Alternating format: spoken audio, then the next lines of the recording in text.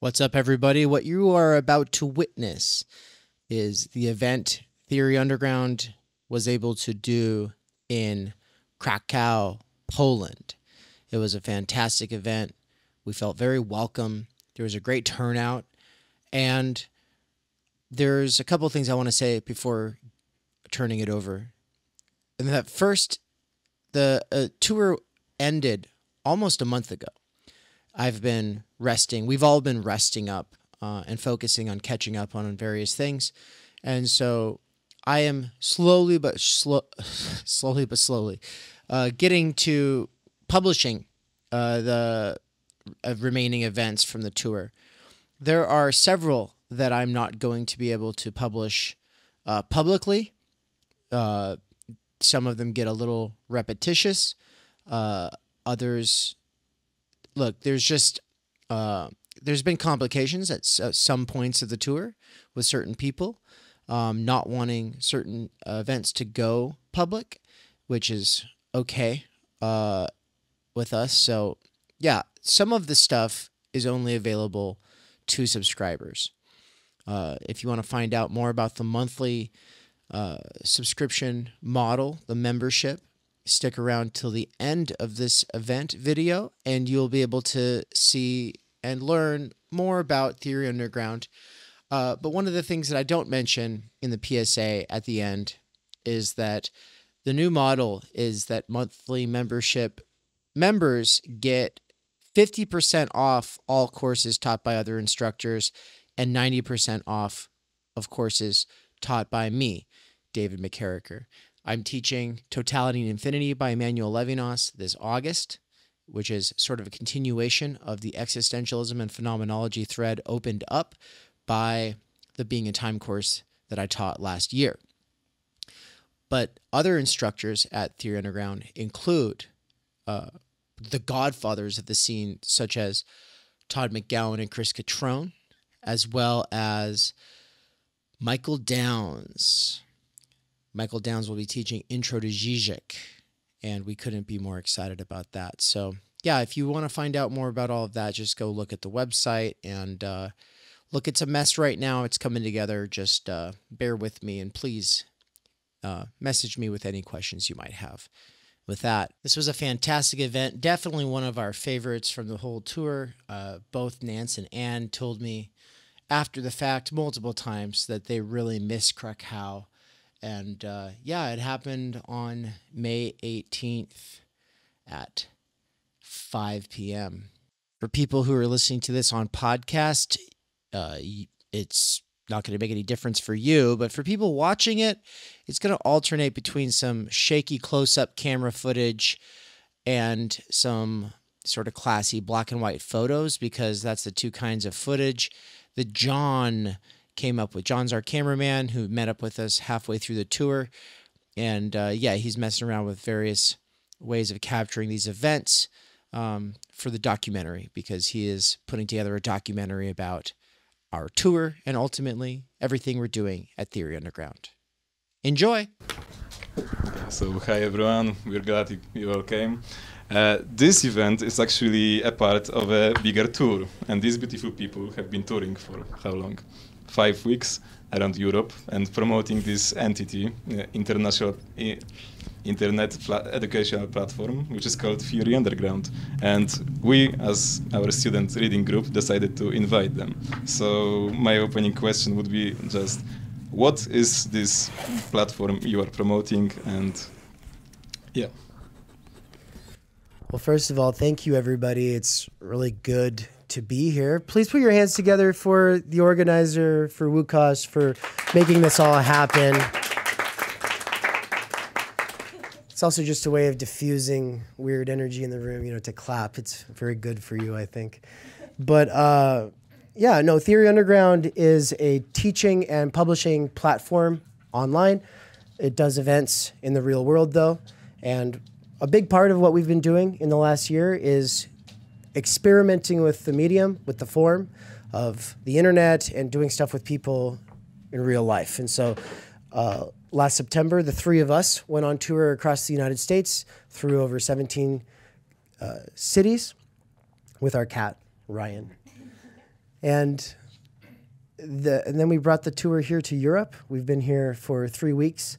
And basically the education is almost like we would say postgraduate level, right? But in almost all of our public content, we are trying to make it accessible to people who never even went to college, right? The idea being that the humanities and social sciences should be a way of life that is a human right, not just a privilege kind of kept away for a handful of liberal arts students or something like that, that it should actually be something that people have access to. But it's been my vehicle for continuing my own education. I would have gone for a doctorate, except that the things that I wanted to research, I couldn't go into those areas at the university, or not, at least not all at once. It would have been 6 years studying this thing over here and then 6 years studying this thing over here instead of doing what I want, which is kind of like this buffet of theory all across the board. And so the stuff that I've been doing with Nance and Anne, I'll let them both speak on in a moment here, but the publishing side, it's these 2 books right here, Time Energy, Why You Have No Time or Energy, a book that I wrote last year, as well as Underground Theory, which has 31 contributors, including some big names, people who are maybe arguably not so underground, like Slavoj Žižek. But of course, he's played a very big role in rendering the walls between the academy and popular culture more permeable, right? Bringing theory to vulgar culture, bringing vulgar culture to theory. And he kind of kicked the door down so that we could come in and do what we're doing. But what is it that we're doing? I'll let Nance talk a little bit about the stuff that we do together, and then we'll turn it over to Anne. So a lot of what the internet sees of Theory Underground is the 2 of us reading books. We spend hours reading Das Kapital, for instance. We have a podcast called, what's it called now? I don't know what it's called now. It started out being called Capital Mondays. It's had several names. It's called MCM Prime versus T Cubed. T Cubed. And basically, yeah. T Cubed stands for Talent, Tutelage, and Time Energy. And we'll get into Time Energy. But that's just one of the things that goes on at Theory Underground on YouTube. YouTube is just part of the media arm of Theory Underground. And it allows us to reach workers with earbuds. Personally, when I was driving trucks and cleaning bathrooms and delivering people's food, I wanted to listen to books, and I wanted to listen to people discussing books and discussing theory. But like BreadTube videos and video essays were too short for me. So I gravitated to longer content, 4-hour content, 6-hour videos, 8-hour videos. So a lot of what the 2 of us are doing that people see is exegetical readings of books that last for between 4 and sometimes 12 hours.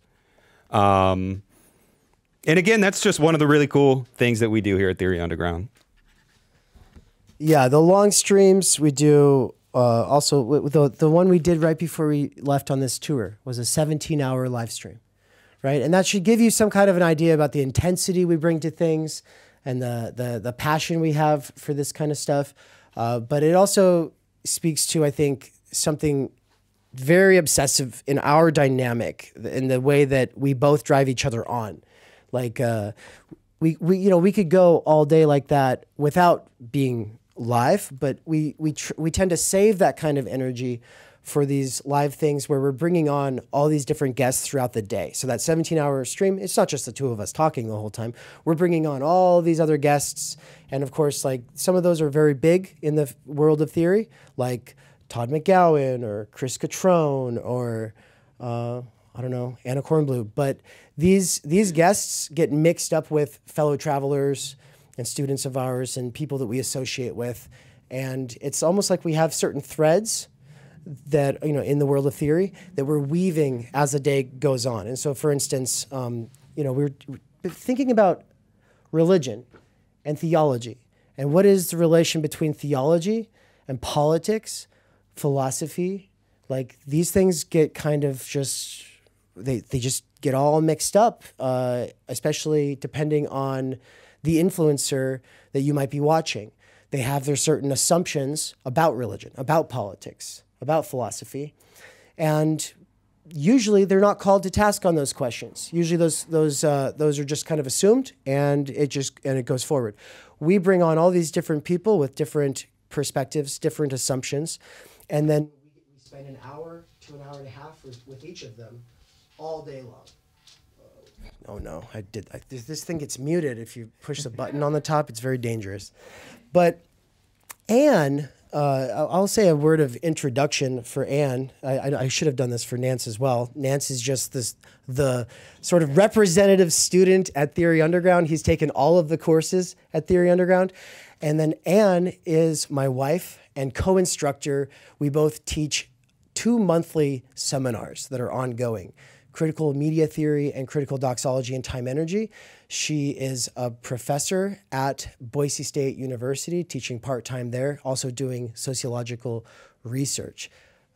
So here you go. Yeah. It's quite the introduction. I'm not that fancy. So David mentioned we also teach courses at Theory Underground. Our very first course was inspired by the frustration that we felt coming from our own university experience in the United States, just at a public state university. David mentioned Boise State in Idaho. And we both just felt like it wasn't as rigorous as you think the college experience should be.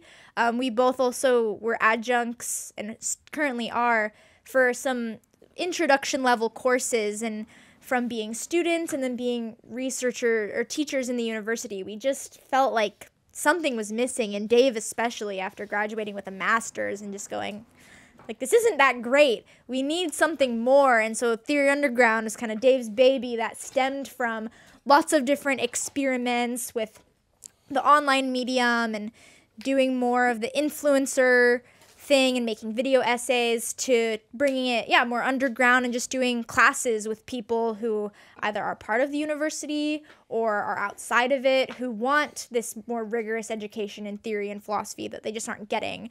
And so our first course was on Karl Jasper's The Idea of the University, and from there on there have been courses on Zizek and Heidegger's Being in Time, the professional managerial class, and then our monthly seminars. And that's where Łukasz has come into the picture, and that's how he's gotten involved, as being part of our critical media theory seminar, as well as the critical doxology and time energy. Again, we'll introduce what this time energy is, but that's what we do at Theory Underground. And so we'll turn it back over to you.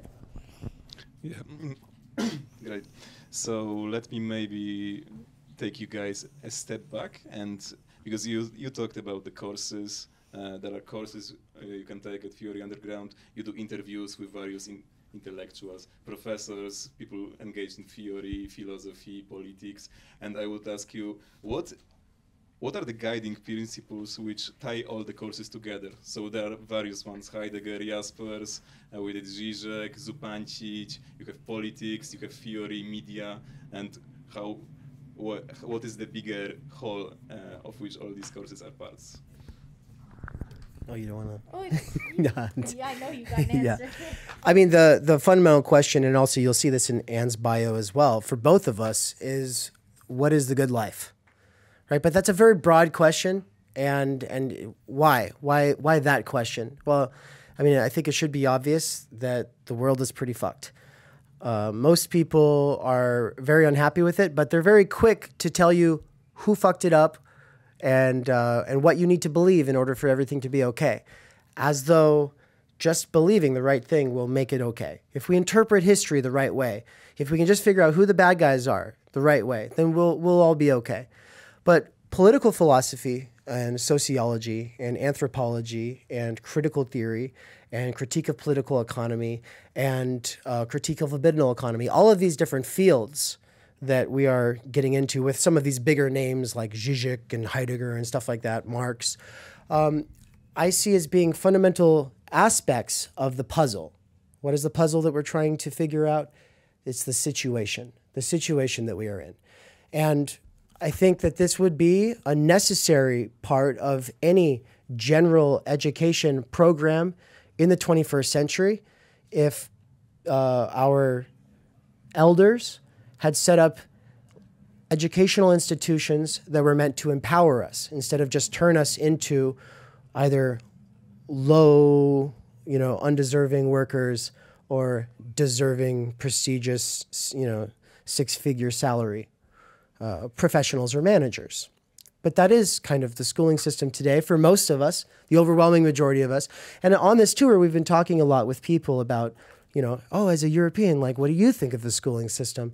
And generally speaking, we've gotten mixed responses, but people tend to say it's better here. It's free.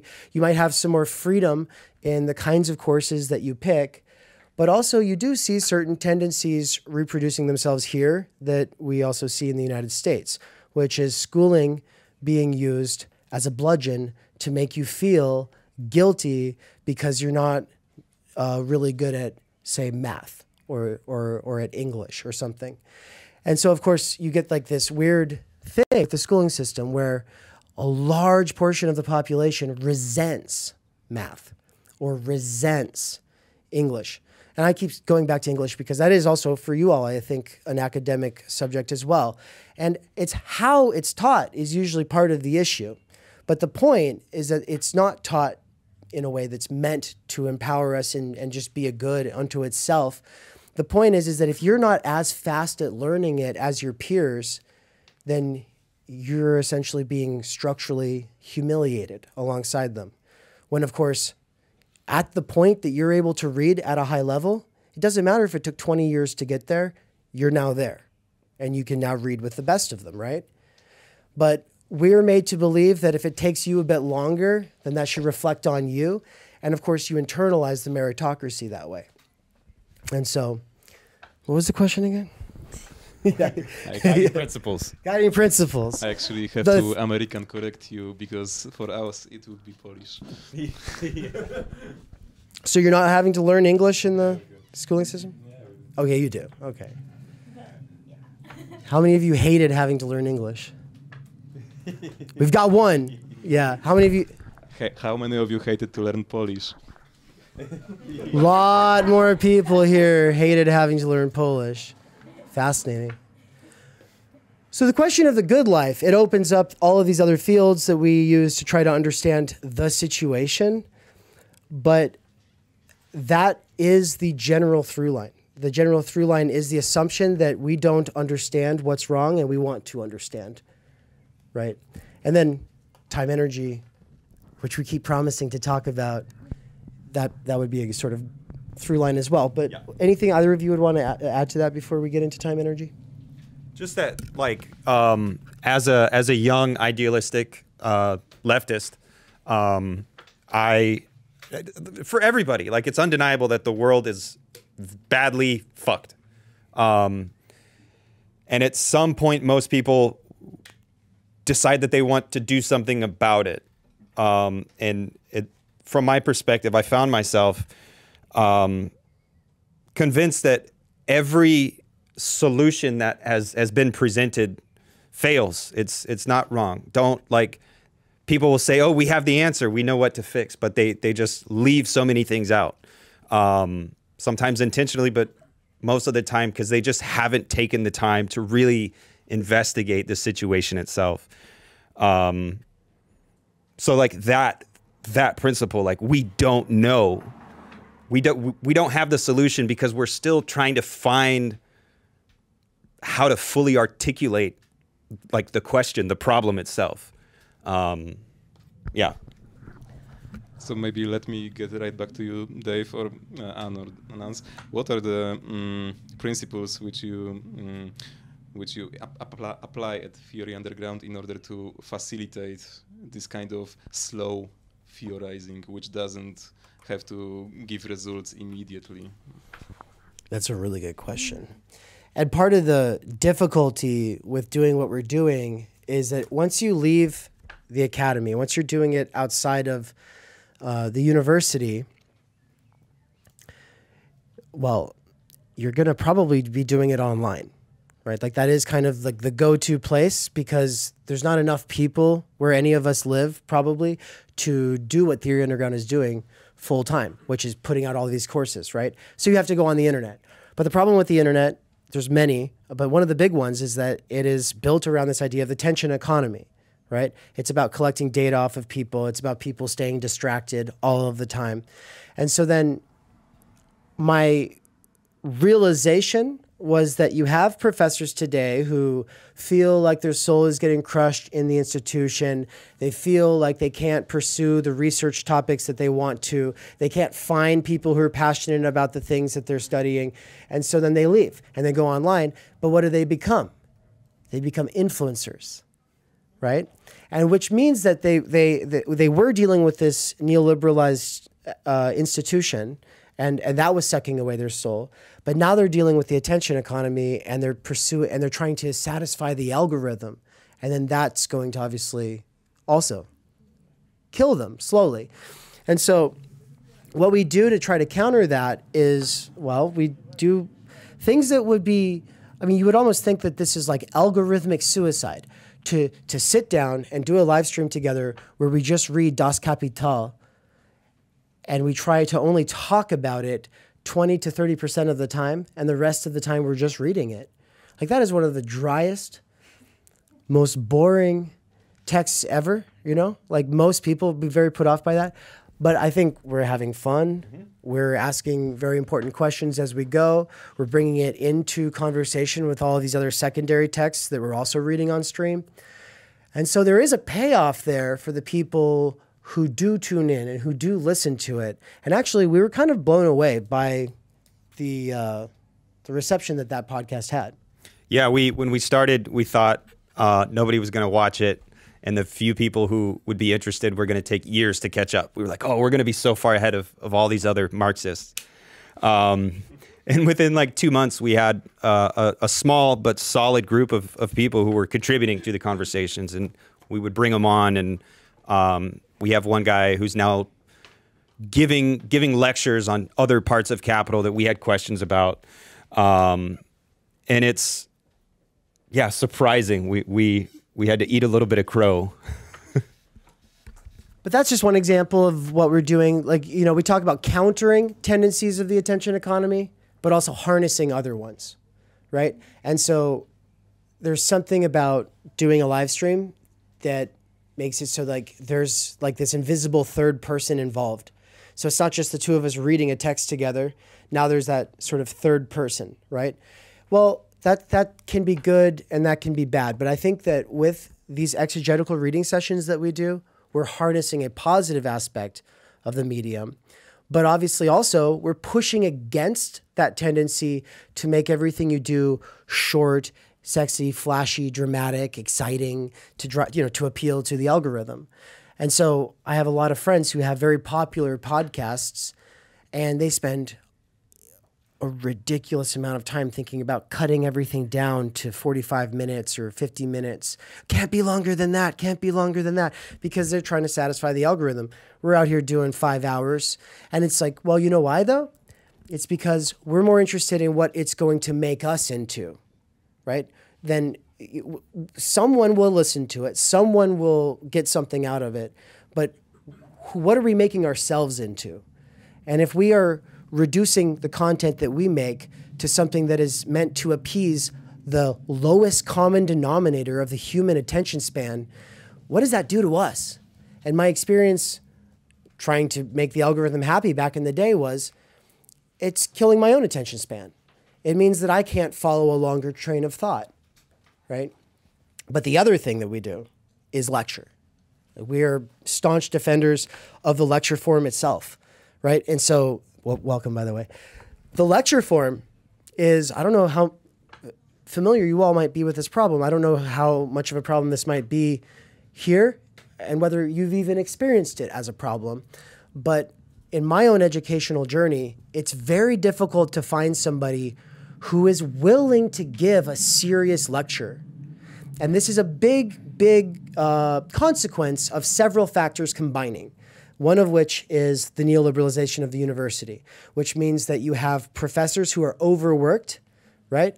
So one professor is teaching 6 courses each week. That's way too many courses to be teaching if they are to really be engaging with their students. How many students do they have in those classes? And then, of course, most of their time is spent grading those students. This is ridiculous, right?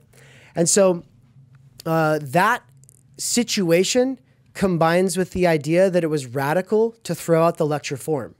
You know, taking a note from Paulo Freire, people say, "Oh, that's the banking model of education.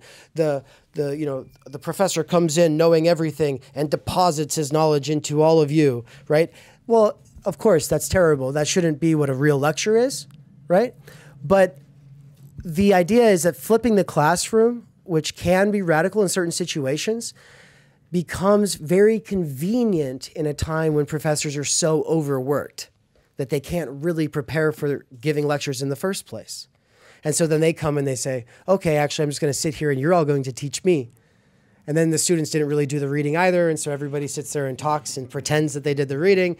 And I'm sitting there like, "Oh my God, I did the reading, but now this is not illuminating for me at all." And so I want to let Anne talk a little bit about her experiences trying to find serious lecturing or anyone who would even engage with primary texts. Yeah, so on top of this idea that at Theory Underground, we obviously have space for discussions, and part of these like monthly cohorts, there's a lecture session and then there's a discussion section. But that was kind of our countering this tendency in the university.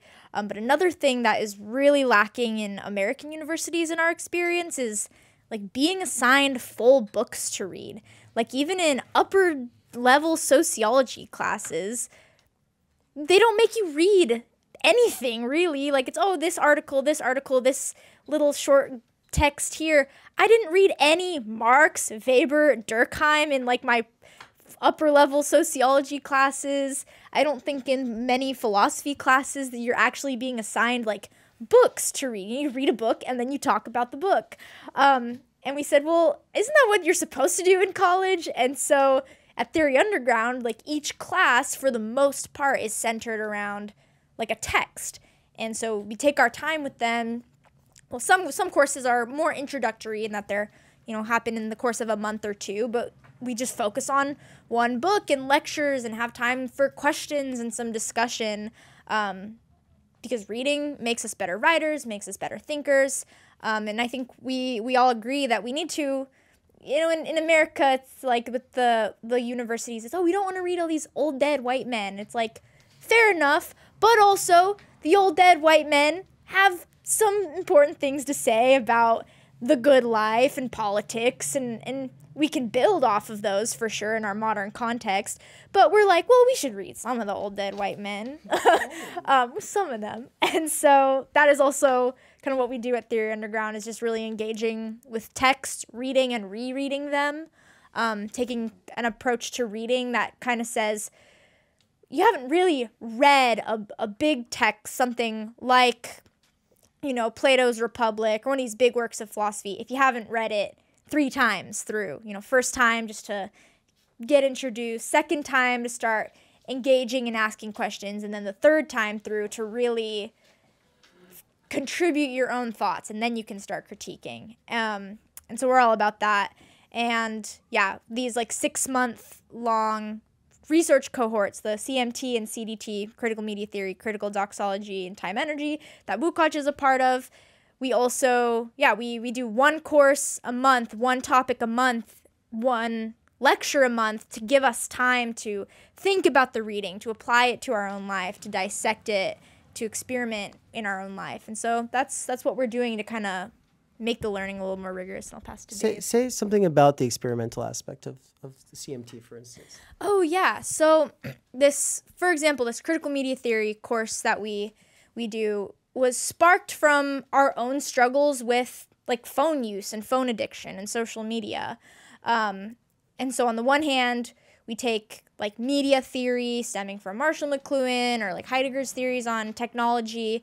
And on the other hand, we take some of these popular works that are always on like the New York Times bestseller lists that are more of these practical approaches to dealing with our relationships to technology. And we combine the two so that we have, in thinking about our own relationship to technology and our phones, we have this theory to kind of back up the value, as well as some practical skills that we can try in, thinking about our own phone use or news consumption.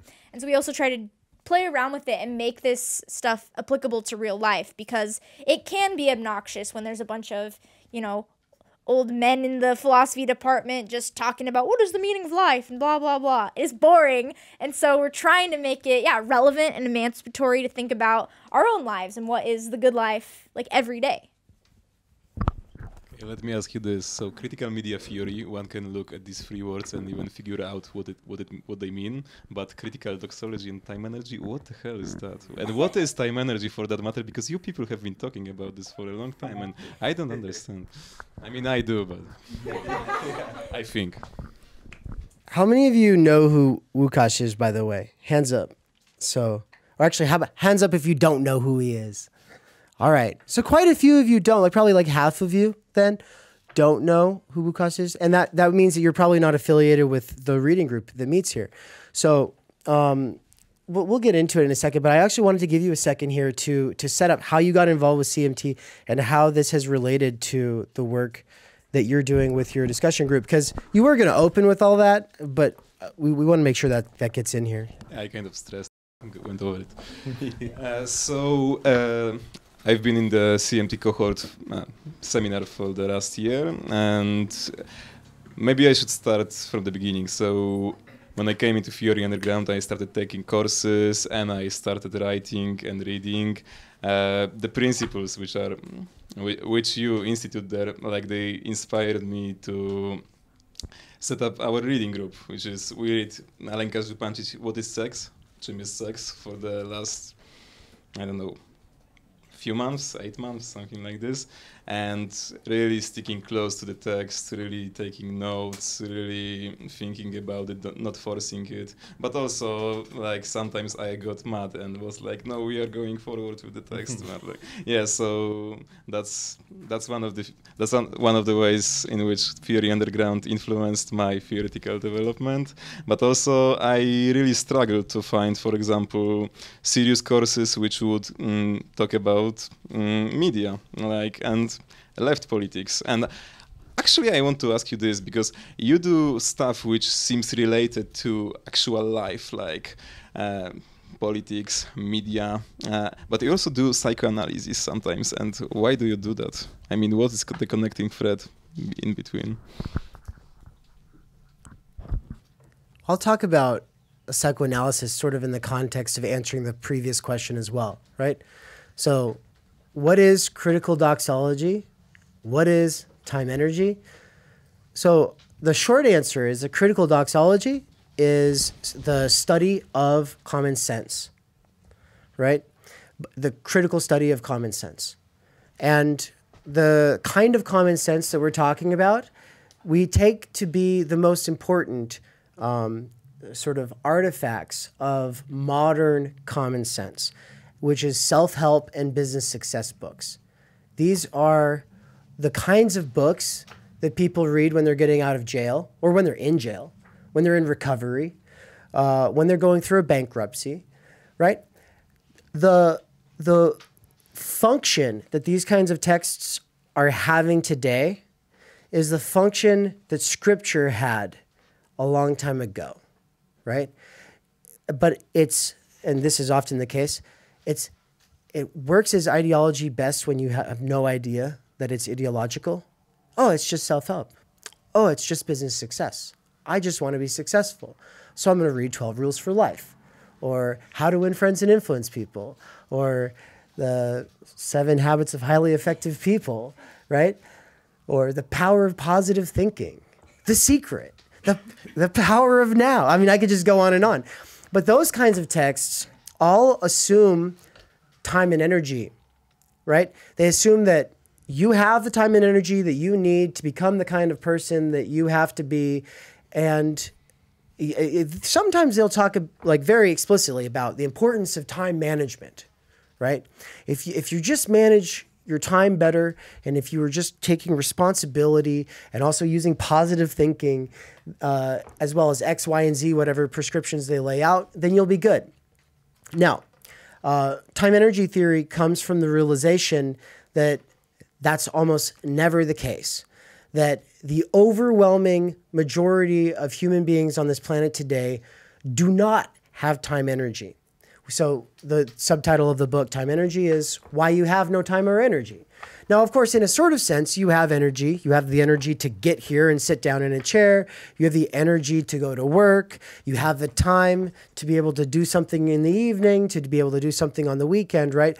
But what time energy is a qualitatively different kind of time that is energy infused. And so the technical definition of it is large energy infused, repeatable blocks of time that are reliably available between us, which means that this isn't like time and energy is something that you have inside of you, like a battery that could, I went to work and then it took away my energy and now I'm out of work and I just need to recuperate that energy by sleeping or watching Netflix and then sleeping and then, go back to work. This idea that we are batteries, it does kind of track with something we experience, I think. By the way, there's a chair right up here. There's a couple of chairs right here. You good? Okay. And so the point is to emphasize that it's between us, though, because even if you were to free up, let's just say, all of your time and energy, you could quit your job because you won the lottery, right? The point is everybody else has to keep working. The point is that even if you are suddenly technically able to take on all of the things that you've ever wanted to do, you don't have other people to do it with, right? And so this is why we say between us, right? So large energy infused, repeatable blocks of time reliably between us. This kind of time energy is necessary then for anything that goes beyond base level consumerism. Right. So base level consumerism means the kinds of activities where you can have the satisfaction of your desire as long as you have X amount of money. Right. X amount of money will make it possible. Okay. But, you could buy a violin with X amount of money, but you can't be a violin virtuoso by just spending some money. It turns out you actually have to put in sustained effort to learn that violin. Right? And most of our higher human capacities, if not all, require sustained effort. And that sustained effort is of time energy. But the reason we don't have time energy is because we're working. This is a job-centric society, and we spend the overwhelming mass majority of our lives being schooled towards the system of work extraction or actually laboring under those conditions. And that is why most people do not have very substantial relationships with their families, which you could also then say most people come from broken homes. In a very literal sense, the person who lives in abject poverty and you feel so relieved, there but for the grace of God go I. No. That person living in abject poverty is to make you forget that you also live in an abject poverty. You live in the abject poverty of being able to spend your time energy the way you want to be able to discover your talents, cultivate those talents through the development of skills, and being able to actually do that with other people. And then, of course, one of the big points here is imagining that scenario where you free up all of your time and energy because you won the lottery. You become a violin virtuoso. At some level, you'd be able to play something that moves other people, like makes them feel something, and that'd be great, right? But because other people, they don't study music, they don't get to experiment with it themselves, there is this problem of recognition, which is I could put all of this work into really, achieving some level in this art form, but no one's going to be able to tell the difference. Right? At a certain level, like being able to like play something very basic on a guitar, it can impress people at a party. But most of the kinds of things that would take a lot more effort to learn to really be able to impress somebody, well, you'd only be able to impress a couple of people who are really, really into some niche area of music.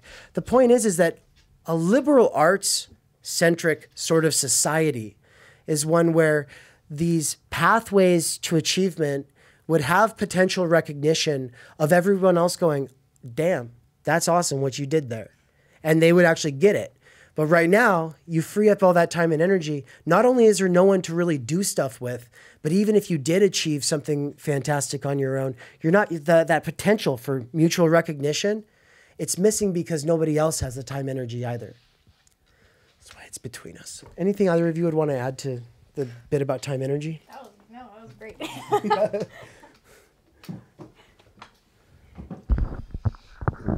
In your book, you mentioned this word, it's scholar. And would you say, first of all, what is the difference between schooling, what you just said, how education works in universities, but also in middle, high school, and this thing, scholar, which you talk a lot about? And would you say that Theory Underground is trying to bring back this, or is it different? Everything we do is so that people will be able to have Skole someday. But we don't have Skole because Skole, as opposed to schooling, it means the kind of educational activities that you take on because you have active leisure. So Skole is the Greek root of the word school. And in the Merriam-Webster dictionary, it says that people might find it shocking that the root for schooling is leisure. Well, why would people find that shocking? Because obviously our schooling systems are not institutions for active leisure. They're instead brutal in a sort of sense. You got to be snapping to it, getting after it, thinking about it all the time. In fact, what are you being graded on when it comes to homework? That you were preoccupied thinking about this kind of thing even when you're outside of the classroom. They are assessing not only your ability to, for instance, with math, solve equations, but they are assessing your ability to keep thinking about what they want you to keep thinking about all day, even when you go home. And that's fine at a certain level. Like, I think general literacy wise, I think we all want some kind of schooling. But the system of schooling and the way that it's been set up, and I use Foucault's section on the bells from Discipline and Punish to talk about this, it's very modern. It comes about in an attempt to discipline the working class to become a certain way. And a lot of people's negative experiences with the schooling system, it's not because of the subjects. Like, you don't hate math if you hate math. You hate being forced to do math at a certain age, and when you don't do so well at it, being compared to everybody else in your supposed peer group. Like, that's the part that's weird, right? And in some cases, maybe you just need to focus on something else for a while, right? But that's not really the option here. But I say the reason that I say it this way, that we are fighting so that other people someday will get to have Skole. The reason I say it that way is because we don't have active leisure. Nothing that I'm doing with Theory Underground comes from a place of active leisure. Like, I'm going hard all the time. And that's not leisureful, right? So what would the two of you want to say about this idea of active leisure in schooling? Maybe talk about your schooling. How full of leisure was it? Yeah, well, it's just interesting how, you think of Skole meaning leisure in relation to schooling, and there's really not much, at least in my own experience, that is leisurely or like meaningful about it for the most part within these institutions. Obviously, there's individual classes that like really brought out some sort of energy and made me excited, or just in general, like the opportunity to even go to university, especially in the United States, like is a privilege and an honor. But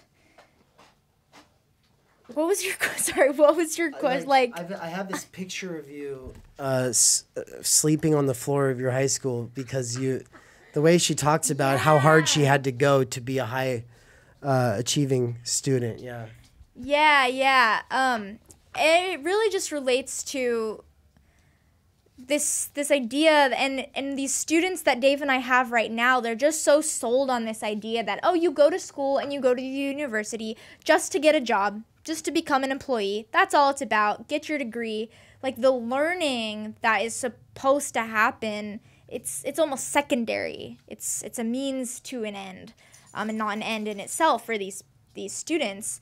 And the way, like, public K through 12 schools in the United States function, it sets us up to have this kind of worker mindset, this we have to hustle and grind all the time. And they capitalize especially on what are called, the gifted and talented students, the students who are able to excel at the tests and the assessments. And I noticed walking around Krakow, you have an international baccalaureate school here, and I was in an international baccalaureate program in Nevada.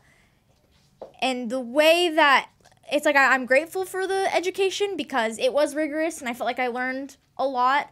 But the way that, like, I look back and I go, oh, it kind of messed me up a little bit because of the way that I acted. I was, 16 to 18 years old at the time of this program, some nights sleeping like 4 hours a night because I was working, trying to get everything perfect, get the best grades. All of us were almost competing with each other for who's going to get the best grades or who got the least amount of sleep or who's more stressed. It just became this whole like competition that directly translates to almost how American workers are, who's going to get the raise, who's the boss's favorite, who's the best employee. And so just from so early on, it's, you have to work for this other person. Your future is just to become an employee. What do you want to be when you grow up? And so that's kind of where this idea of schooling, and as Ivan Illich talks about in like Deschooling Society, this idea of schooling as kind of a machine, a factory, pumps you in, pumps you out. In sociology, there's this idea of like McDonaldization that kind of comes from Weber's ideas of rationalization. And so McDonaldization of society being taking the processes of a fast food chain like McDonald's, where everything is calculable and repeatable and the product is always the same, and that being applied to every institution in society, including the schooling system. Pump in this equation and you'll hopefully get, these great workers, or for McDonald's, like this same hamburger. And at Theory Underground, By the way, y'all, it's not the same.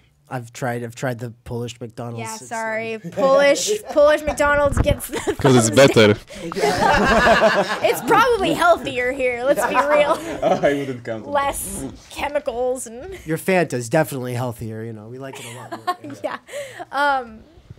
And so in Theory Underground, we reject this idea that learning is just about, getting these credentials to get the job.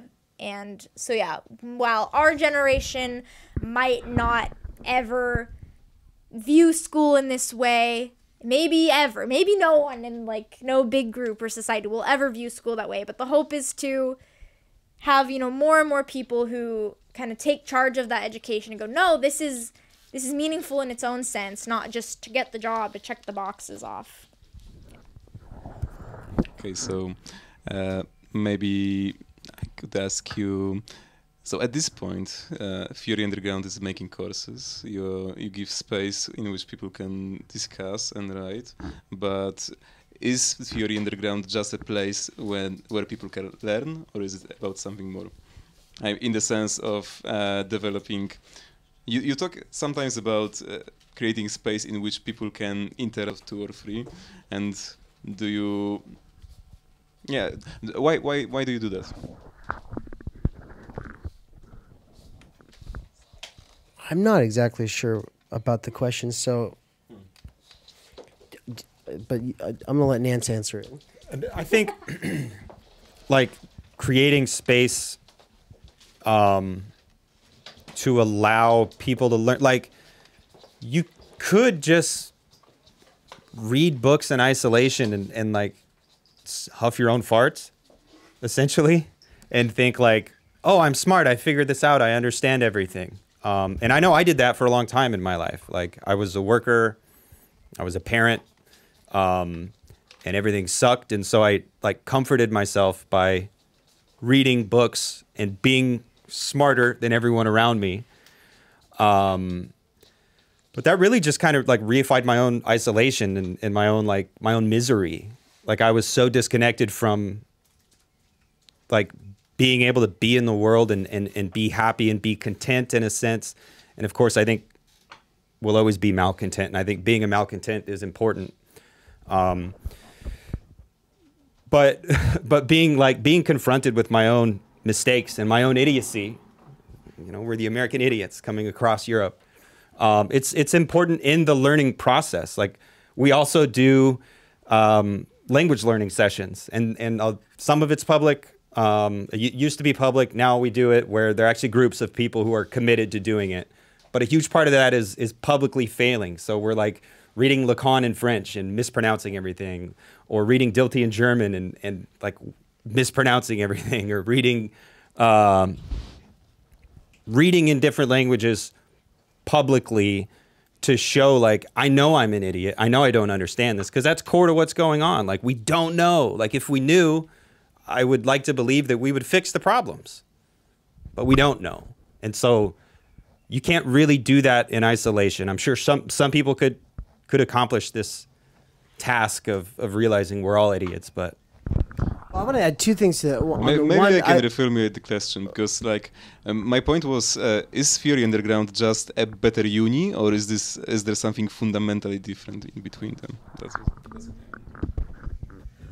Well, I think that what I wanted to say about the multilingualism sessions that he was just describing, right? We have Spanish, French, and German right now.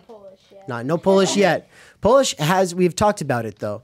And there's several other languages we talked about, but these are based around the immediate interests of primarily me and Nance, as well as the availability of tutors in our lives who are helping us. And so we actually have tutors for Spanish, French, and German. The German one we just met on this tour, and so we've been in a hiatus with our Deutsch for the last while, but we're getting back into it now.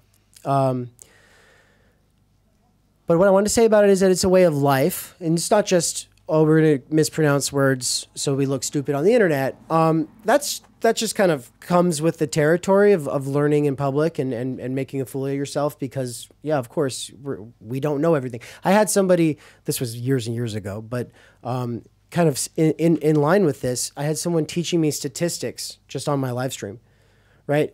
And the point is like, a lot of influencers, what they do, they get on the attention economy and they just do what they are really good at and what will make them look good.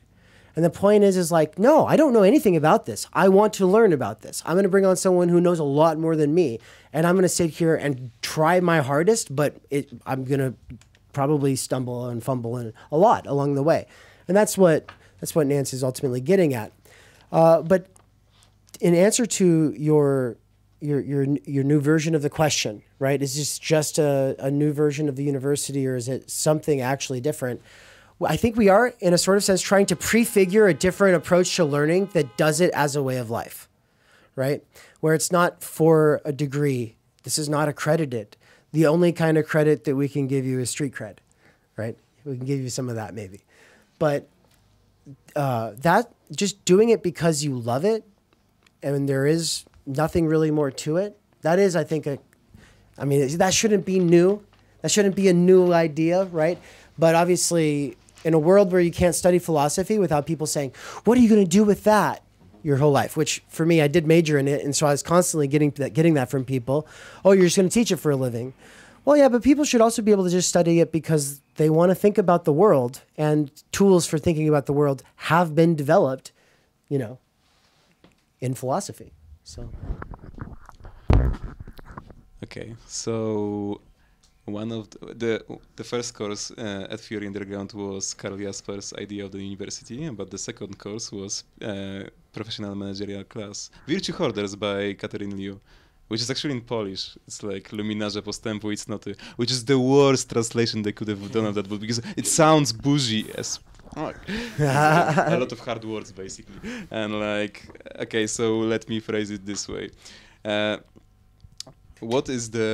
do politics figure in Theory Underground, in the sense of, do you have a political stance? Is this important? Like, yeah. Well, so the reason we led off with the idea of the university was because Karl Jaspers, his little book on the idea of the university, which he wrote right after the Nazis were defeated and the denazification of Germany and the university scene was going on at the time.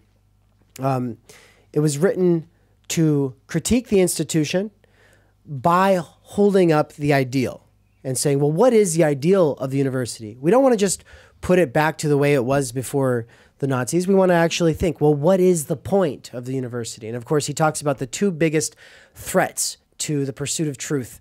His basic definition for the idea of the university is a community of truth seekers trying to approximate universal truth through their differences, right?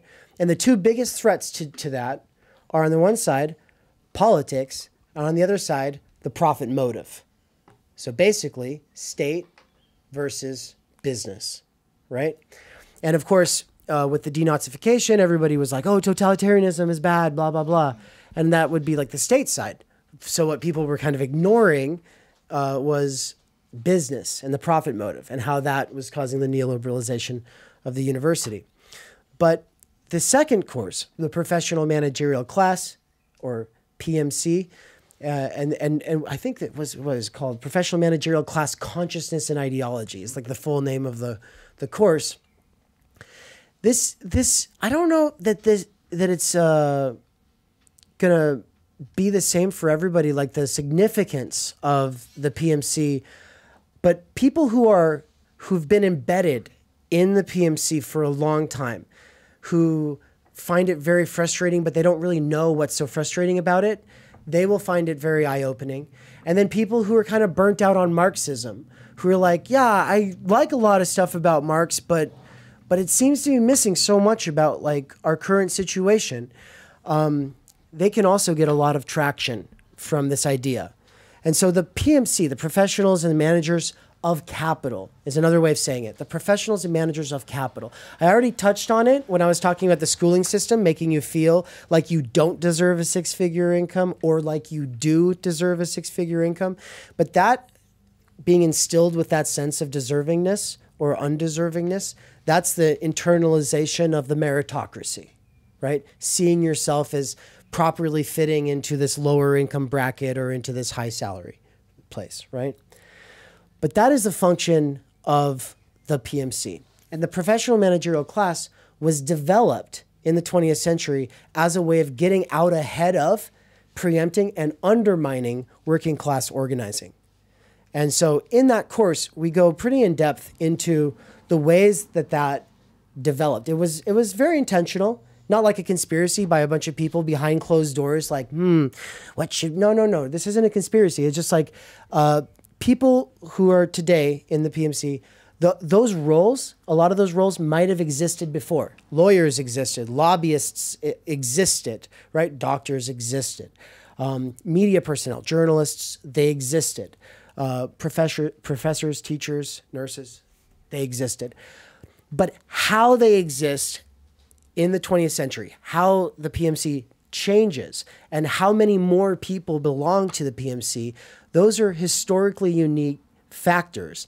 And it was between the early, basically between 1905 and 1935, in that period of time, that you had people like Charles Winslow Taylor and Edward Bernays and even W.E.B. Du Bois writing these manifestos that were saying to capitalists, essentially, this is why you should give people like us more money so that we can organize, the lower workers, right? And so for W.E.B. Du Bois, he's a lot more conservative in his early years, a lot less socialist. And he writes this piece called The Talented Tenth, where he's saying that the talented tenth of every race needs to segregate itself from the other 90% of the race, which is to say, like, the talented 10th, and he's saying black people, that's what he's saying, should get together, basically segregate themselves from the other 90% and educate themselves, uplift themselves, and then go back to their communities as representatives, as priests, as spokespersons, as activists, etc.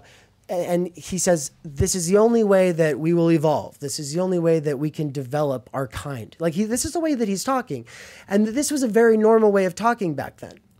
When Charles Winslow Taylor is writing, Frederick, I keep saying Charles. It's Frederick Winslow Taylor is writing it's called The Principles of Scientific Management. Yeah.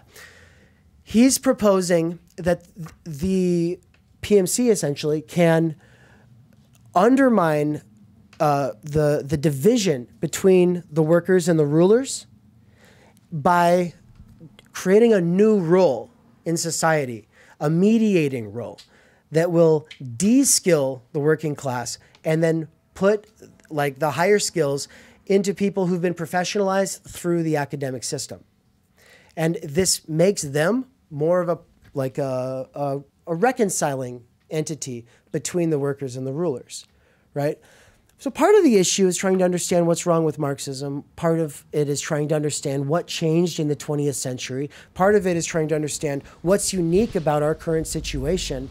But also part of it is thinking about like how far gone activism in the United States really is. How fucked it really is. And for those of you maybe who are not aware, it's pretty bad. Like, it's pretty bad. We did plenty of various forms of political organizing over the last 10 years. I think I burnt out in 2020. I don't know, everybody else can speak for themselves, but a lot of the patterns that political organizing is stuck in, and a lot of the worst kinds of ways that you can advocate for something and you believe that you are for this good thing and against this bad thing. And so any way that you go about, in pursuit of that should be good, right? Well, there's a way that your advocacy can often create so much of what you're fighting against. And a lot of that comes from elitism and from scolding or talking down to or blaming or scapegoating regular working class people for issues that are ultimately structural and systemic. And why? Why is that such a normal part of our politics? Well, it has a lot to do with the PMC itself, which used to be class conscious and against the working class, which used to like openly sell itself to capitalists as being opposed to workers. But now it's just embedded within the institutions and it's just doing what it's been ultimately trained over the last 100 years to do, which is sow division and make it so that the only people who really engage in politics are upwardly mobile PMC middle-class people who resent the rest of humanity or think that the rest of the humanity doesn't really deserve to have a voice, to think things through for themselves, etc. And so that's also one of the reasons so many people that come to Theory Underground are so burnt out on education itself, much less activism. But I'll let you both say a little bit about the PMC and politics today and the way that PMC like stuff plays into education. But I'll start with Nance here because the second part of his piece in Underground Theory, this book on the table here, just went up today on the Theory Underground Substack. We're publishing it in 3 parts. The third part will be out on Friday. But it's called The Walls Between Us and Them, or something like that. Yeah, something like that. It's called like the PMC and the Walls. Yeah, the PMC and Walls. I think in that piece, probably the thing I like the most is when I talk about effort and how like effort is a dirty little secret that we like to hide from the world. We like to be seen as cool or as deserving or as like well put together, but we don't want to let anybody know that we actually worked hard to achieve the appearance. And I'm a skateboarder, and so I relate to the world through skateboarding, and I talk about it in my piece. But that's another sign that we have kind of internalized this meritocracy or this hierarchy. Like, it's uncouth to show the world that you have to try hard to be good at what you're doing, because like this PMC myth is like, there really are people who have the right stuff and there really are people who don't have it. So like coming from a working class background and getting educated and trying really hard and working really hard and doing all those things, like you're kind of still looked down on. You're kind of still seen as like, well, uncouth. Like, oh, you're just a shitty worker. And like it happens to me all the time. I cuss a lot. I have a negative affect. I'm just a shitty worker in many ways, but I also do try really hard. And I think I do my best sometimes. But it's like a shame that I carry around with me. And it kind of creates a gulf between like not an inability, but like it's really difficult to relate sometimes, because it's like I have a chip on my shoulder and I feel like I'm being judged. I feel like I'm being shit on. I doubt I am. Like most people are probably pretty cool, but it's just perceived like we're different types of people. Made of different stuff. Well, the part that really sticks with me from that piece is the idea, like when he's sitting at the dinner table and everybody's got a master's degree or higher, and he doesn't have these degrees because his life journey didn't work out that way, right? It's like there's these invisible walls separating everybody. And he talks about, having this passion for philosophy and politics and theory and all of this stuff that he's interested in.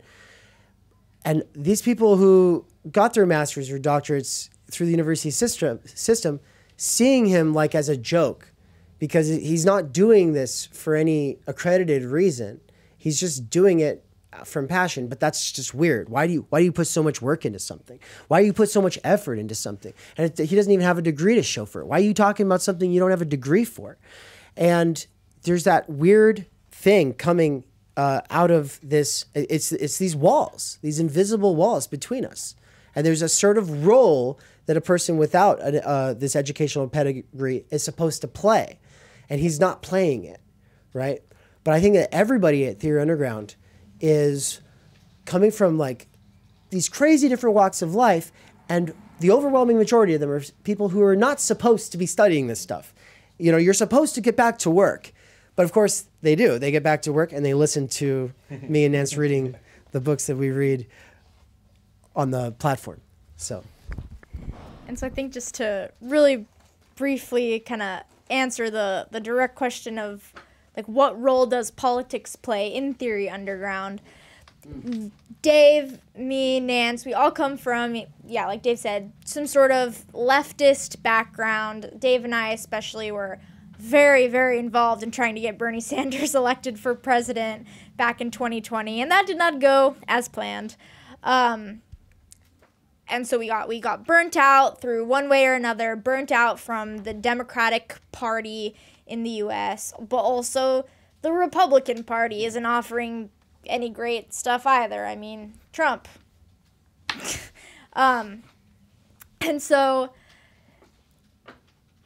we tend to, I think, in Theory Underground, more kind of left-leaning people tend to be attracted because, for the most part, more left-leaning people are anti-capitalist and have this idea that the current system isn't working, whereas, for the most part, in the United States, people who are more on the right or more conservative are, for whatever reason, very staunch supporters of capitalism and this is the greatest country in the world, and we're like, no, not so much.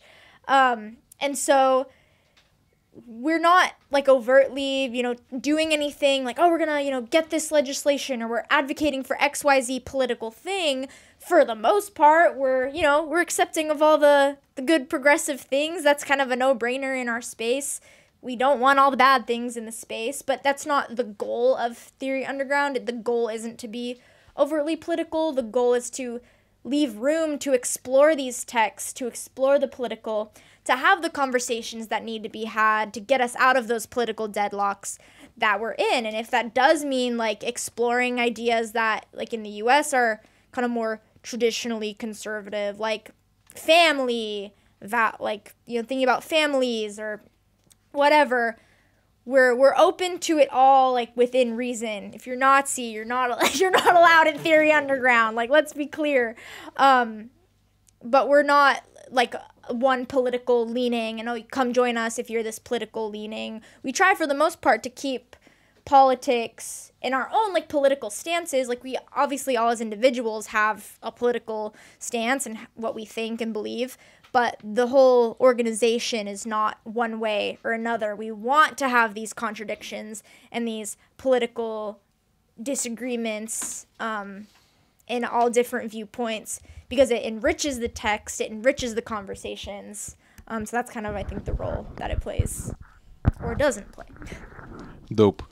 So most of the courses concern like thinkers who talk about either our historical situation, our lives, and things which concern us in some way. But you also did a course on Nick Land, and I know of at least one person in this room who is also leading a student group and they read Nick Land, so that's a hot topic. And he's not a lefty; he's a fasci, and like an ultra fasci. So why would you do that? Come on, Ann. I'm just kidding. So, a little clarifying thing I wanted to add on to Ann's statement. The actual poster. I know some of you are only here because you saw the poster. Hands up for everyone who is just here because you saw the poster. Like, give it up for the people who saw the poster. Yeah. Well, the poster, I think it said the post left in time energy, or time energy in the post left. So far, we haven't talked about the post left at all. And I kind of feel like we have to, because not only is it on the poster, but also on this question of politics and activism and the left. The way that Ann set it up made it sound like, look, ultimately we want to learn, and we don't want your political position getting in the way, right? Which is all true, but I think in an attempt to bend the bow against the grain of the common assumption being that theory needs to be immediately instrumentalized towards some kind of a political outcome, we both, at least Nance and I, come out a lot more like, no, we're anti-politics, right? Now, that doesn't mean we're anti-left. I think that it's the moment you start being anti-things, like, it gets complicated, and it's a problem. We're not really anti-much, but in a sort of sense, we actually have to be like anti-activist in a sort of sense. We're militant about the questions, about the concepts, the thinkers, the texts, the subject matters, the fields that we're opening up, the discipline, the method, etc. That we are militant about that. Militant about the idea of suspending our presuppositions, challenging our master signifiers, deconstructing our big others, and thinking about ideology in the most critical way that we can, right? So militant in that sort of a sense. And because most of us are coming from the left, because the left has played the role of big other, because words like socialism or Marxism have functioned as master signifiers, that means that we actually are suspending these ideas and these concepts and saying, you know what, maybe that's not the solution. Maybe it is. I mean, that we also leave that on the table, because I think that from a standard post-left American position, it would be, no, the left is a lost cause, right? That would be like the sort of standard American post-left position. The left is a lost cause. And then they often, because there's nowhere else to go, they end up becoming some kind of like dissident right, some populist, right sort of thing. That is kind of what it is in the United States. Post-left has a different meaning in Poland, I think, right? And that is, it's more of this anarchist position by people who read Bob Black and other anti-work types of anarchists who got frustrated with left political organizing. Now, what we're calling post-left, and we don't really identify this way, is instead of like an identity, a methodological approach to the world of theory, one that says the old left didn't just fail because enemies within and without. It could have also failed because it wrongly diagnosed the situation, or the situation actually changed. which means that its strategies would also have to change. But then taking that same sort of model and applying it to the new left and saying, but then also saying that about everybody. And then dialectically saying the solution should be not to throw out the baby with the bathwater in any of these cases, but to work through the biggest contributions to establishing our ability to understand the current situation. Who are the biggest contributions to trying to understand our current situation? Marx and Heidegger are on the board for biggest contributors to understanding our current situation, but so is Nick Land. So's Nick Land. Now, he's not exactly a friend of ours. In fact, he won't respond to my emails. Son of a bitch. We've been trying to set up a debate between him and Slavoj Žižek because in December, when Žižek came on stream in celebration of the 1-year anniversary for Theory Underground, he said that he would be willing to debate Nick Land on our channel. But hands up if you're familiar with Land. I'm probably going to have to do a little explaining here. Okay. Oh, wow, like half of you. Oh, a few more than that. That's great. So a lot of you are familiar with Nick Land. I'll just say a couple of things. He's the father of accelerationism, which is a very controversial idea. It gets put a lot of different ways. One is just to say that technological capitalist society is accelerating beyond the means for humans to really influence or control it in any sort of a way that could be positive or really do anything to save ourselves in the future. Left accelerationism, of course, is going to argue that strategic interventions can be made. And there will be various ways of arguing that. But the standard sort of Nick Landian approach is to say that we are rapidly accelerating towards the techno-capitalist singularity, and that AI is, in a weird sort of sense, working from the future to engineer events towards its ultimate realization. That should trip you out. It is trippy. It involves time travel. Maybe it's literal, maybe it's not. There's arguments about this. But he draws on cybernetics, he draws on Bataille, Deleuze and Guattari, as well as the occult. And this is the first theorist in the world of theory to really popularize some sort of engagement with the occult, or, on the other hand, trafficking with the future, which is what he would say. Trafficking, we want to traffic with the future. And for people who are trying to understand our current situation and who are thinking about the future that we're moving towards, if you really want to do that in a rigorous and sustained way, do you have to go through Land? Well, my position was kind of like, nah, I don't care. I'll just keep doing my thing. But my fellow traveler, Michael Downs, who I've been working with for like 10 years now, started telling me like a year ago, well, you're really going to have to actually work through Land, blah, blah, blah. And I was just like, man, I don't care if a bunch of bougie kids at Warwick University got together and played Dungeons and Dragons while doing speed to techno music. I don't care. I shouldn't have to look into any of that, because that's what it seems. When you look at it, it just looks like a bunch of speed freaks were doing Dungeons and Dragons. But there's apparently something more to it. And so Mikey, talking to me over time, eventually convinced me there is a there. It's worth engaging with, especially if we want to be thinking about the future. And especially if we want to, in some sort of a rigorous way, defend something human being in the future. Because whether you are post-human, anti-human, transhuman, whatever your position on the human is, those who want to resist those various positions, I think it's on us to really research those positions and understand where people are coming from, what they're saying, so that we can defend something human making it into the near future. What would you want to add about the whole Land thing? Yeah, Land. I don't know. He's edgy. He's compelling. I think there are a lot of young, disgruntled leftists who discover Land. I mean, I discovered Land probably through Bataille, and same thing with Bataille. Like, I think a lot of like young people who care, and they're like, yes, I am some kind of Marxist or some kind of socialist or some kind of anarchist. They like stumble upon edgy thinkers like Bataille, like Land. And because like the mainstream kind of just dismisses it, They lean further into the edgelord bullshit. And that's dangerous. Yeah. Potentially dangerous, or at least it can remove you from any real engagement with other people and ideas, right, in a sustained way, because you end up becoming some closeted basement dwelling crypto whatever you are, right?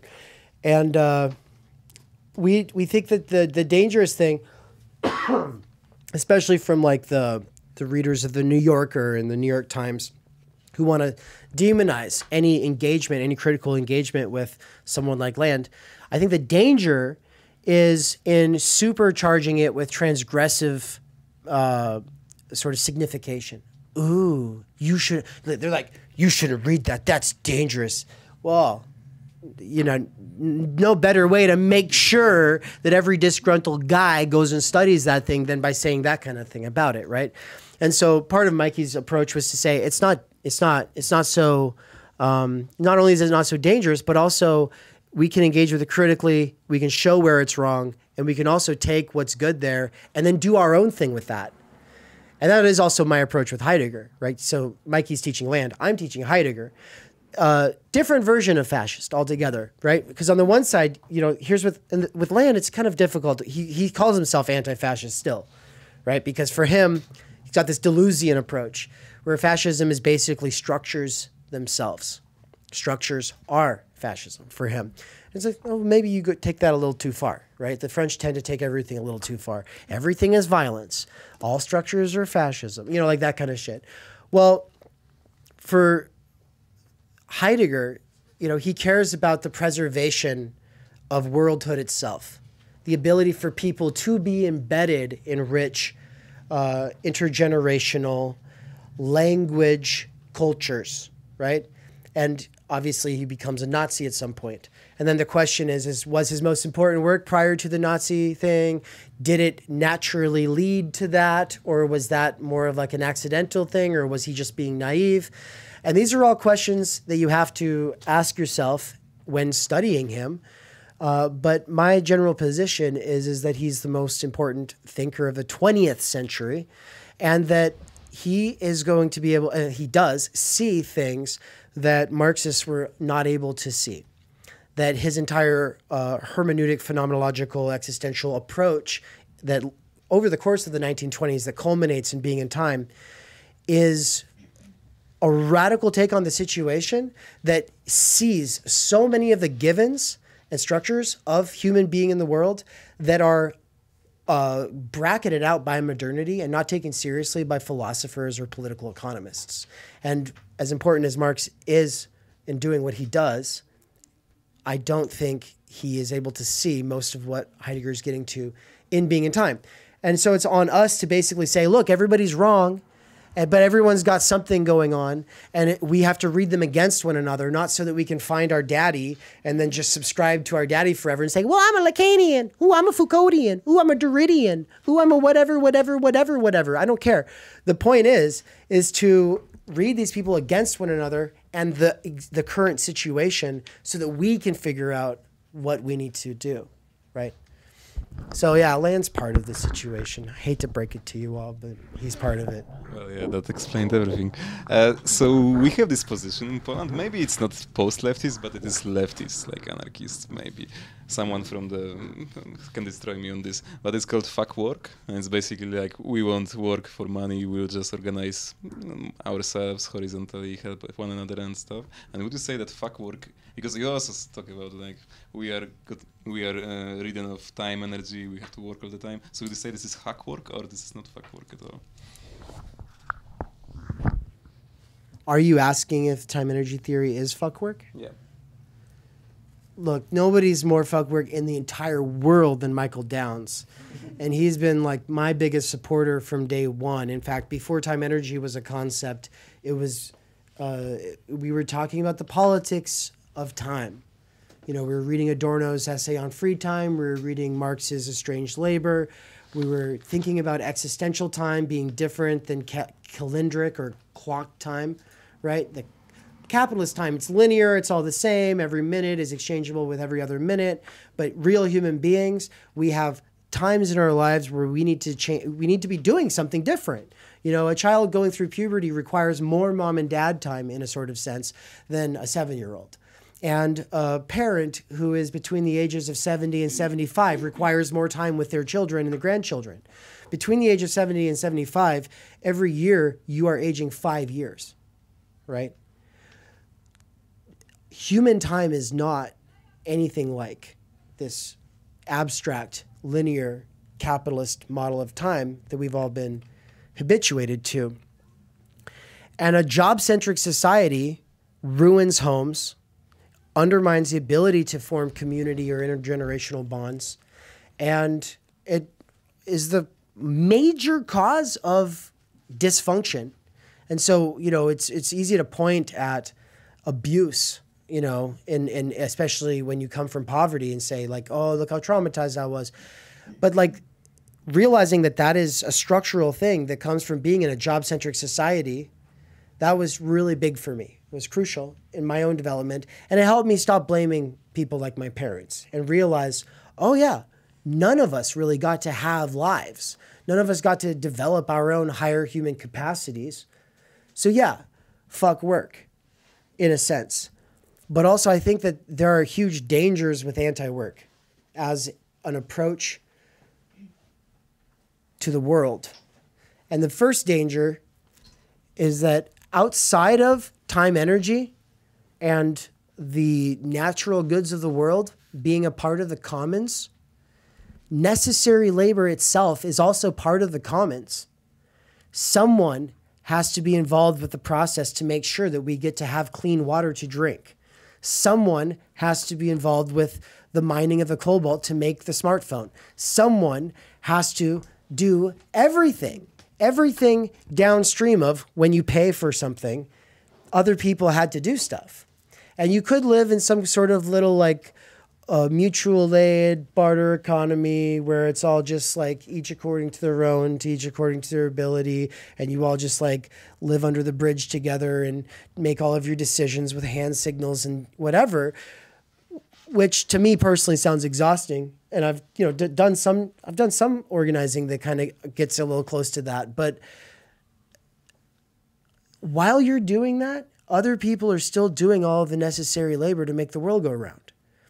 And I think that in the short term, because we don't know what to do to change the larger structural situation, because all of the solutions that have ever been proposed for that don't look like they will work or like they really correctly diagnose the currently existing situation. As a short-term measure, anything you do with your friends or your comrades or whatever is fair game. Why not? As long as you're having fun, go for it. You know, if it helps you in some way, go for it. But is it going to change the overall structure of work exploitation and resource expropriation? And, you know, that's part of, I think, why anarchist, sort of post-left anarchism doesn't really do it for me, because I come from a more Marxist background. And though I don't want Marxist solutions to the problem, I still can't help but to see the situation in somewhat Marxist terms, meaning it's capital, right? Like power is amorphous and it's distributed through networks, kind of how Foucault talks about. But also everything is centering around capital. And the issue is that capital isn't like the sun in our solar system, meaning that literally everything revolves around one single point. No, capital is rhizomatic. Capital is distributed. Capital, there's no one place that you could just chop off the head of the king and now capital's, falls apart. That's the issue, is that it's everywhere. And so what do we do about that? I don't know. But I also don't think that any form of direct democratic horizontalism is able to counter it at this global structural level.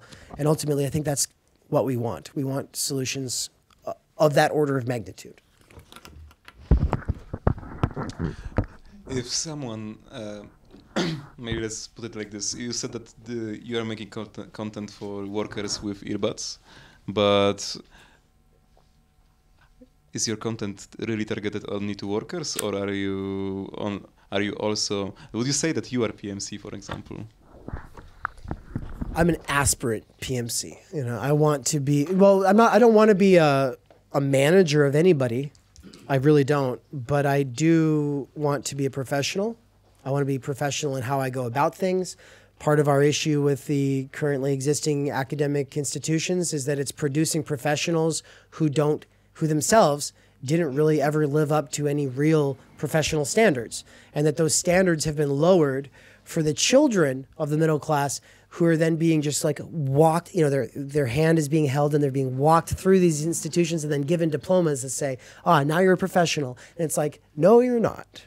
No, you're not. Now, also, I do want to just say, and this is an aside, I meant to say this like an hour ago. Our problems with the university system are problems, obviously, with an American university system. That is first. We can only really speak about our own. But also, it is a problem with like the state university system. This is not a problem with Harvard. This isn't a problem with Cambridge.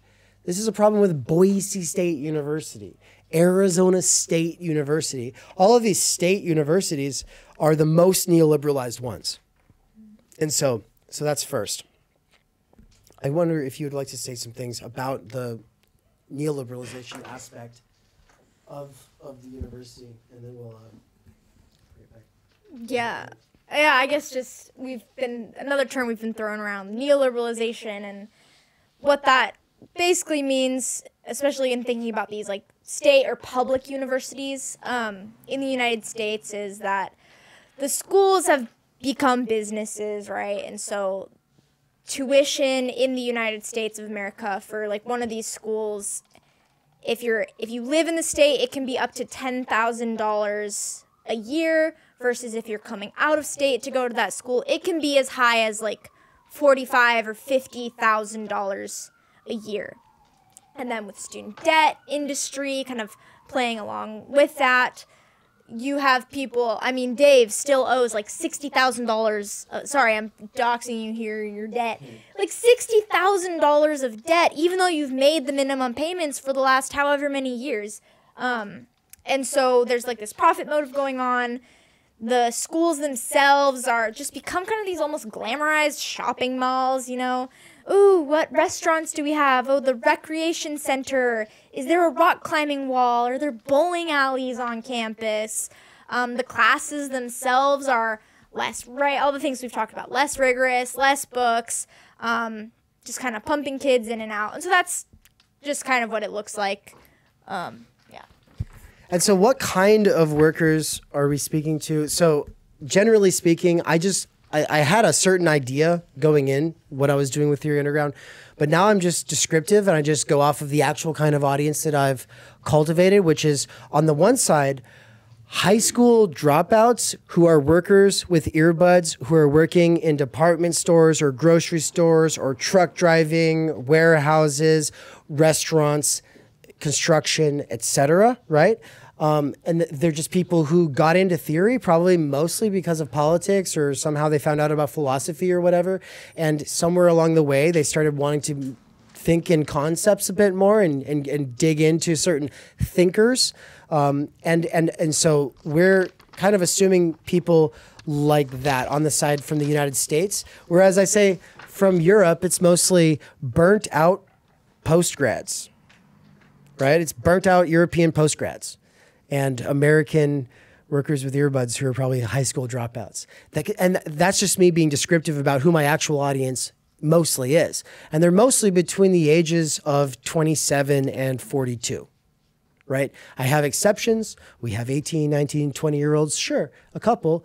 And then we also have a couple people between the ages of 60 and 70. Just a couple, though. Most of them really are at this age of wanting to get more serious about their lives. Most of the ones who are wanting to get more serious about their lives are already burnt out on partying.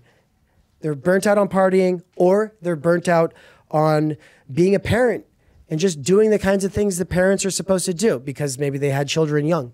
But burnouts from academia, burnouts from partying, burnouts from activism, and they're looking to get more serious about why they live the way they do and the decisions they're trying to make, the changes they're trying to make in the world.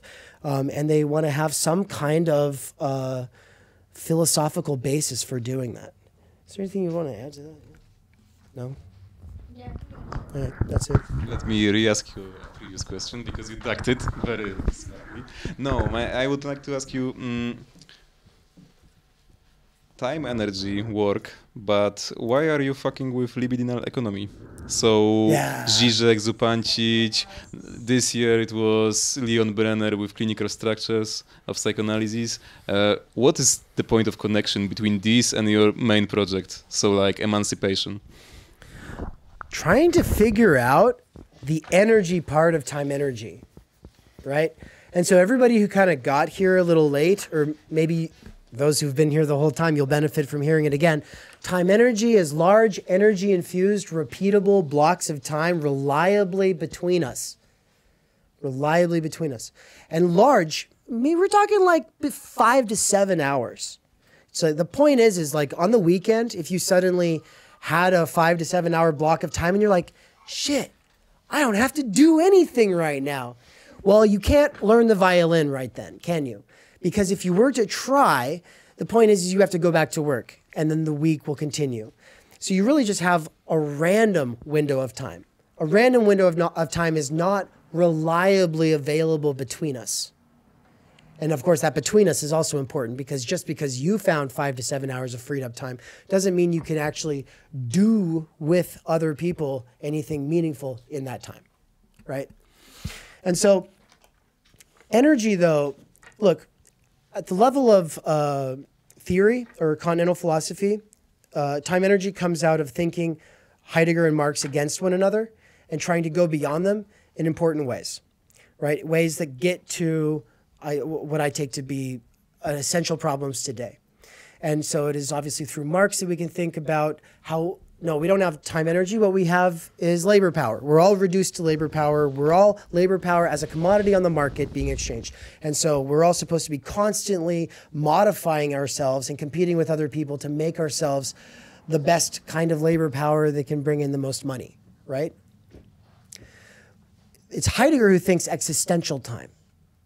And existential time, I was getting to it earlier, talking about the difference between the kind of time that a child who is 7 years old is living in as opposed to the kind of time that a child going through puberty is in, right? Like they need special care and attention at that age, right? And I talked about the difference between someone like who's 70 to 75, right? And how every year is an additional 5 years, right? Well, existential time, we can also think about it in terms of how we don't normally think about things in minutes or hours. Like the natural way is thinking about things like, what's that time of day good for? Or we also use examples like, you know, oh, how far away is the post office? You're not thinking in strict meters, perhaps. You're thinking like the distance it would take to walk there. How many cigarettes would it take to walk there? Right? This is a more human sense of time. And most philosophers throughout history or the history of ideas are thinking about time in metaphysical terms. Heidegger comes along and he's thinking about time in existential terms. And that was revolutionary for me. But what he doesn't talk about is energy. And from my experience, working in construction industries, working in the food service, working in warehouses and department stores, what have you, when people say, I don't have time for that, they usually say, I don't have time or energy. Or they might say, I don't have the time and energy for that. Like it's almost always time and energy. And it's like, well, why do people keep bringing up those two words in association? It's because even if you have time to do something, that doesn't mean that you have the energy to do it. Of course. And so energy, we say time without energy is garbage time. And then you could turn that right around and say energy without repeatable, reliable, large blocks of time. That would also be worthless, right? Well, philosophers are good about thinking about time, but they tend to take for granted or presuppose energy. And it's because, more or less, they, especially great thinkers, they come from skole, which is to say active leisure institutions, not the kind of schools that we did or did not grow up in or under in the United States, right? So energy.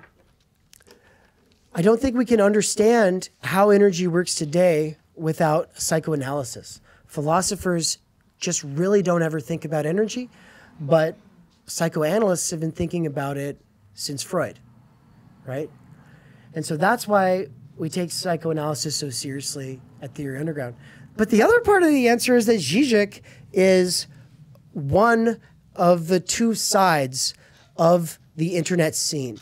What I mean is the two sides of the major fault line of the internet scene is Zizek and Nick Land.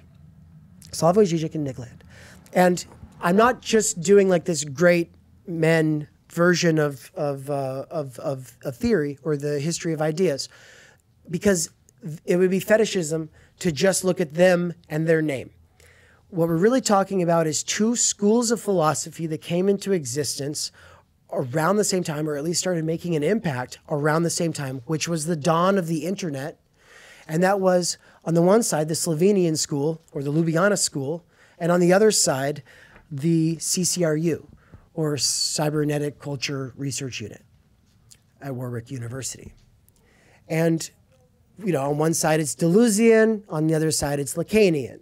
On one side it's, the Zizekian side is obviously Hegelian and sort of Marxist. The other side is like Bataille and Virilio and the occult.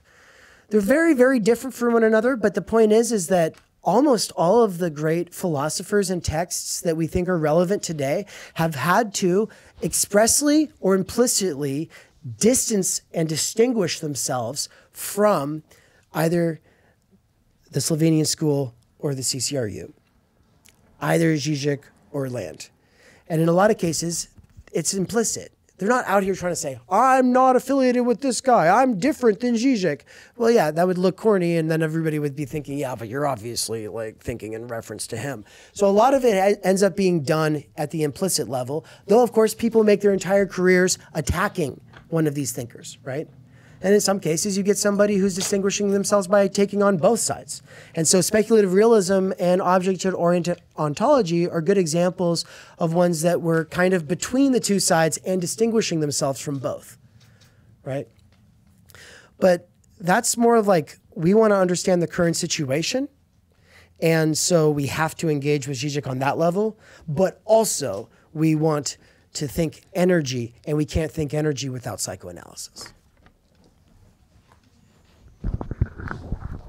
So people can come to Theory Underground and take courses, but you also take submissions for anthologies. And I wanted to ask you if there is an explicit, like, is this a part of creating this bigger milieu of intellectuals? What is why are you, so Zizek talks about Hegelian eating when you input all these ideas, and then Hegelian shitting, and I guess these are like products in the sense of great books, great articles. I read it, I was amazed. And like, would you say that anyone who takes courses on Theory Underground should be prepared to write, or is it like, you know? You definitely don't have to publish anything, you know, just because you're a student at Theory Underground. But yes, it is a way of going beyond the theory scene and becoming a part of a milieu. And I take an intellectual milieu to be absolutely essential to doing anything, right? Which means that you're thinking with other people. And real thinking with other people is not just text messaging, it's not just calling, it's not on some forum, you can't just do it on Reddit. Like, real thinking in this way that I don't think I've ever truly achieved, it's just like this ideal that I strive towards, means that I'm reading others, and we're all reading some shared texts. And we're all forming our own interpretations, and we're critiquing one another's interpretations, but we're also taking inspiration from one another's approaches. And just to be able to have the privilege of being embedded in a robust and dynamic intellectual milieu and making that distinction clearly obvious to other people, so that even if you're like, no, I'm not going to do that. Well, cool. nobody's forcing your hand. But at least now you know it's a thing that you could do. And even if you don't do it at this point, and even if you never did it with us, maybe it eventually could become a goal of some sort, to be able to be involved in some kind of a rich, robust, intellectual milieu. Yeah, and so this anthology is fantastic. Like I said, it's got 31 contributors in it. I hope to sell it because we don't need to carry this on the plane tomorrow. We've got more books arriving in Glasgow when we arrive there. And so it'll go to the highest bidder. We only have one, so it will go to the highest bidder. This has been on with us on tour. It's a little dinged up on the corners. It's a very special collector's edition because it's been with us through the tour. We'll all sign it for you. And the same goes for my Time Energy book here as well. And so we pass this around, and if you want to buy it for 5 zloty, just write 5. And then obviously if somebody wants to write, oh, no, I'd give 250 zloty for it. Well, then go ahead and write 250. But it's just like an auction, right? And so do pass that around. But what I wanted to say about the anthology is that this is just the first anthology. We've got a whole bunch of other ones coming soon, including one that is a direct response to the CCRU and Nick Land. And that is called Human Futures. And that's going to be out by the end of this year, as well as an anthology that is focused on critical media theory. We've got like 11 different anthologies in the works right now. And these are an opportunity for students and nobodies, fucking nobodies, to be able to have the potential recognition and to have the opportunity to work their butt off to make some kind of a coherent, compelling, and an interesting contribution to the conversation. And that I think that that's an important piece of the puzzle with anything that we do. Because, I don't know, did you ever imagine you'd have your name beside Slavoj Žižek? Yeah, man. My name is on a book. I have a piece in a book with Slavoj Žižek. That's pretty amazing. Yeah. But Marshall did you McLuhan. Imagine it, preview? Never. No, of course not. Because you said yes. Yeah, he said, yeah, man. Yeah.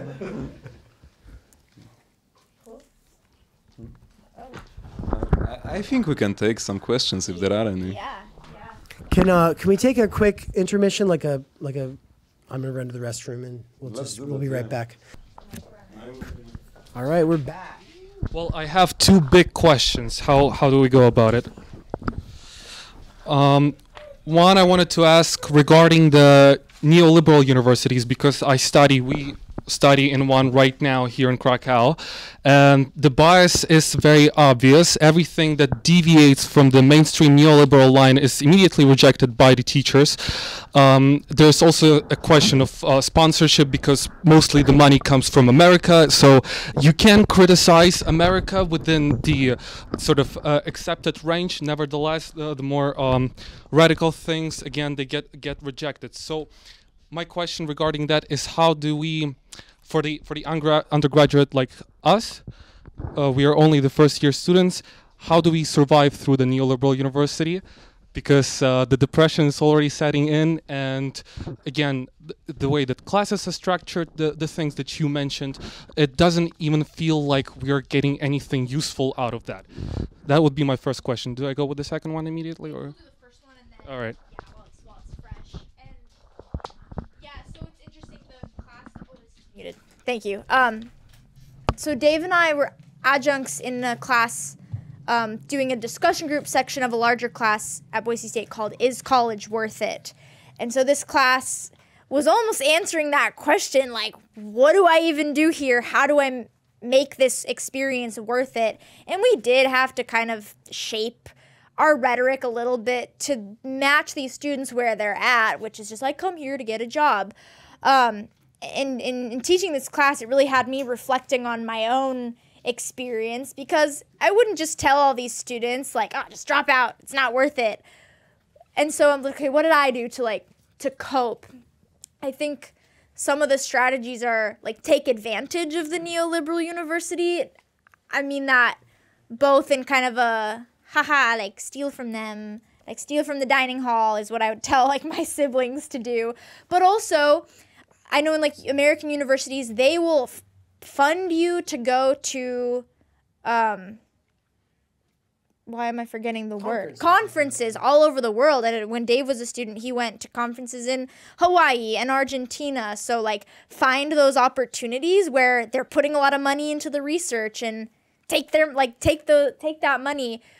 And even in universities where it seems like it's hopeless, there's hopefully probably professors or even departments or organizations that kind of also are on the same page as you, that this is all fucked, this is all kind of depressing, and they're doing good things within the university. So it's like this research cohort that I was a part of at Boise State had its issues, but it was rigorous, and we were actually studying the neoliberal university as well within the university. And so seeking out those professors, seeking out office hours, really just like taking advantage of your time, and not to put it all on you as the individual, but like make the most out of your time there. Because in the US, a lot of people will say, oh, it's what you put into it is what you get out of it. And again, when there's structural problems, it's like, well, it's not entirely your fault, but there is some truth to that, I think. And so yeah, find all those places where they're putting funding. You can also kind of, if you're feeling resistance to like some of your more radical projects and they're going to reject it, you don't have to tell them the whole truth. Like, if you're writing a proposal or something, just leave that part out. And then, oh, my research changed. Actually, it was more radical. So like, there's definitely ways to survive. That's not just, fuck it, I quit. That is also a valid option, but you can definitely like find the people, find the ways to make the most and to kind of capitalize off of this capitalist university. Yeah. And if either of you want to add to that, but yeah, you can go for your next question. So my next question concerns the concept of time energy, particularly the recognition part. Because as I understand it, it's people coming together, having these blocks of time that they can spend for each other, and they have some kind of common knowledge. Now, my question is, how do we attain that? Because obviously you can write a song, but what's the purpose of it if there's nobody to listen to it, or nobody to understand it, because you need to have a certain level of taste sophistication to be able to comprehend certain art projects and stuff like that. And how does this concept of recognition ties with alienation? And how do we go about, what do we do with alienation? Do we try to change it, or we leave it as it is? Is it more of a political struggle, and does technology perhaps has a role to play in it? Does perhaps automation can fix up some things for us so that we can free up some time for ourselves and things like that? So what kind of struggle it is to get that recognition that you're talking about? Great question. It's your wheelhouse. I'll go. It's yours. So potential recognition being absolutely essential. I think that in some ways the internet has made it easier for us to find potential recognition for some things. And where it doesn't exist for other things that we want to do, we kind of have to create structures that can sort of dangle that on the horizon of possibilities for people. And so, using this anthology here, like now that Nance is in there, lots of other like nobodies from flyover states in the United States who are just working and tuning into this stuff are going to go, I could be in one of those. And of course, like it's going to require a lot of work and blah, blah, blah. But that it opens it up. And that means that when you have this freed up time now, the things that you're doing ultimately are able to contribute towards something that's further off in the future where there's other people involved, right? That's not just something for people who go to college. That's just something that maybe you could actually be working towards. Meaning that somebody could be stacking boxes for 10 years, listening to podcasts about philosophy. Then they get into stuff like Theory Underground. They're listening to like these 10-hour exegetical live streams where we're reading through all of these difficult works and breaking it down. And over time, listening to stuff like that, you start realizing, I can do this too. And then you're able, and that means that, you don't exactly have time energy because you're exhausted on the weekend and stuff like that.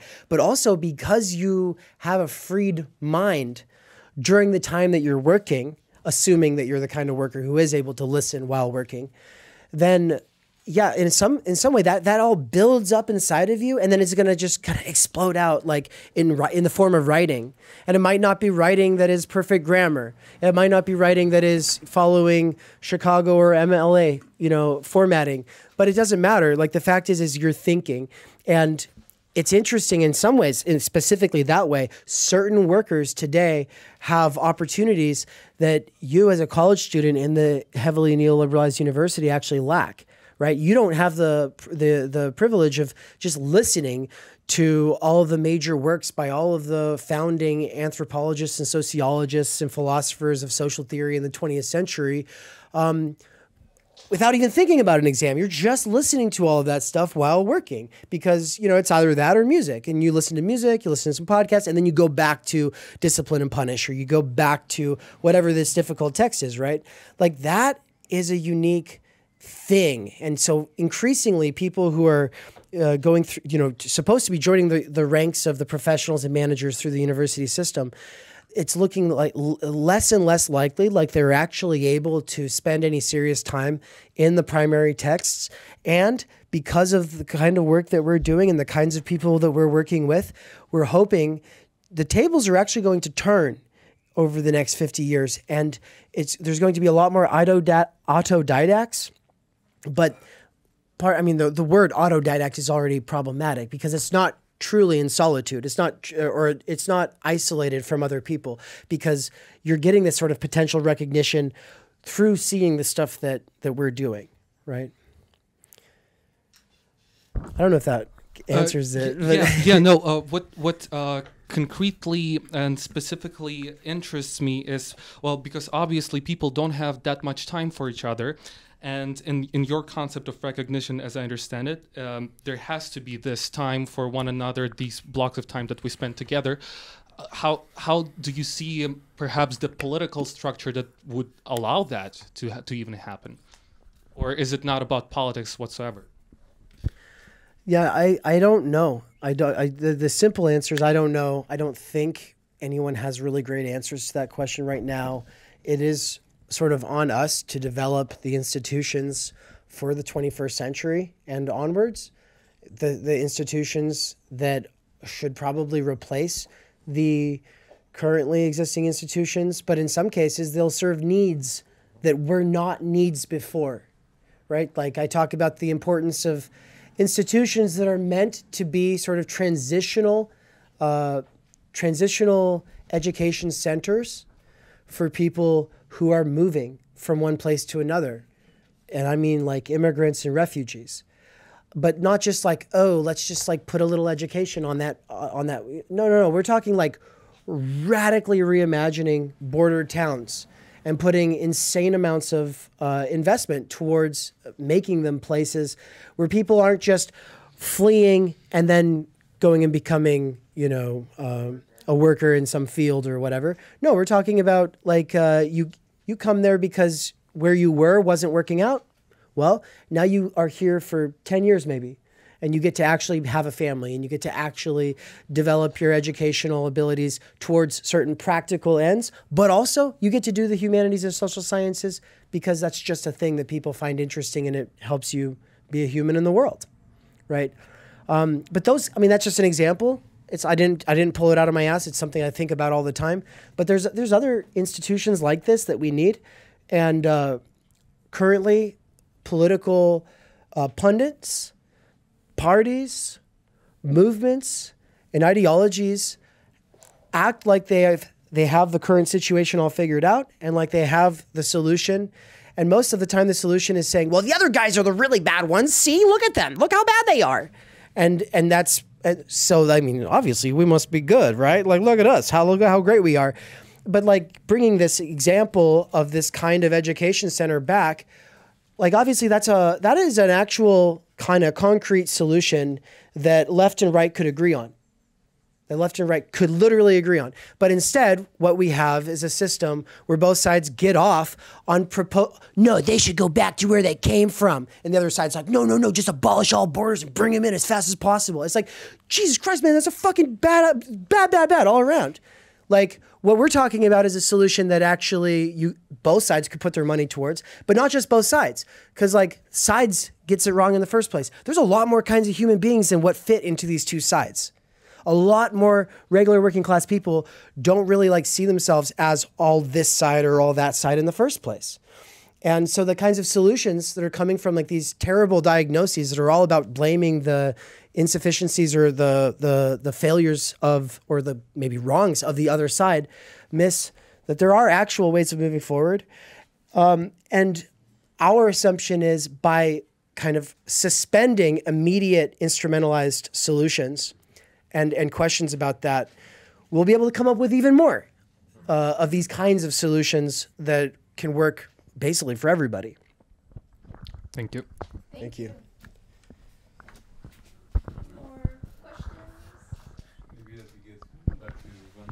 So right now you are not in an institution, but do you maybe envision a possibility that Theory Underground one day could become a part of an like official structure? Say something about that. I mean, my first response to that is just thinking about the ways that we're already kind of using what we're doing at Theory Underground and implementing it into the like university structure, like in Boise, for example. Dave and I, we were teaching this class kind of under another professor. We were like discussion group leaders, but we both just got asked to teach our own kind of introductory level sociology courses at Boise State. And so it kind of relates to that idea of like, we're so disillusioned with the university, what hope is there? But it's like, if we could just reach a couple individual students, not even necessarily to radicalize them or to make them join Theory Underground, but to just show them, your education and education in itself is meaningful. And, learning is cool and learning is fun and theory can add meaning to your education. It's not just some box you have to check off to graduate. And so, like, the course that I'll be teaching is called Sociological Communication, and I'll definitely be taking some of the like critical media theory insights and thinkers and very much bringing it down to an introductory level. So that's just kind of one way that for the time being, we're kind of like, like preparing for this class, but it also directly relates to what we're doing here. But I don't know if you have thoughts on that. Well, how we operate between these, the academy and the internet or the broader world, and how we're going to, and the ways that might change is like really big questions for all of us, I think. But for me, I just say that Theory Underground is a 5-year plan for me, and it's a replacement for what I was going to do for a dissertation in a sort of sense. And so developing myself in terms of critique of political economy, critique of libidinal economy, critical media theory, critical doxology and time energy, et cetera, et cetera, et cetera. And being able to do all of that with other people who are passionate about it and want to do it just to do it, is part of not just, so I have some sort of imaginary replacement for a doctorate or something like that, but the idea is to get me to the point where I am able to, because of the process I put myself through in doing this Theory Underground thing, to get me to the point where I am able to write the book that I think needs to be written to the parents of children who will be 25 and 30 years. That's the 5-year plan, really, because I'm saying these maybe some of you might have children in 5 years. Who knows? But I'm developing myself to get to the point where I would be able to write a book to y'all. Not just you concretely, but like people in my life that I've met through the jobs that I've worked, through the university, and also just like people that I know that I grew up with. And the point is I don't feel like just with a master's degree, like I was at the point where I could write this book that I really feel the need to be able to write. And when I say I'm targeting parents, it's not just because I think parents are ultimately a very important category of human being, right, when it comes to social change. But it's because I'm thinking about schooling and future education models and the direction society's going in. And in a sort of sense, I gave up on actually existing politics and most actually existing people. People say, oh, well, what are you going to do with that? How are you going to write about those kinds of ideas to everybody? Or how are you going to write about that to regular workers today? Or how are you going to talk about these ideas to activists right now? And it's like, I don't fucking care. I'm developing myself to get myself to the point where I can write this book to people eventually. But by putting it out in the future a bit, I give myself more time to grow. And I think that the kinds of questions people ask about, well, what are you going to do with that? And, oh, you need to try to communicate that in a way that makes sense to people right now. Part of the issue is it's not giving us time to grow as intellectuals or artists. And so that's the basic thing, I think, yeah. Is that it's a short-term project. What it could be in 10 years or 20 years, who knows? But I think the bigger project eventually is going to be education related, and it will never be reducible to any institution.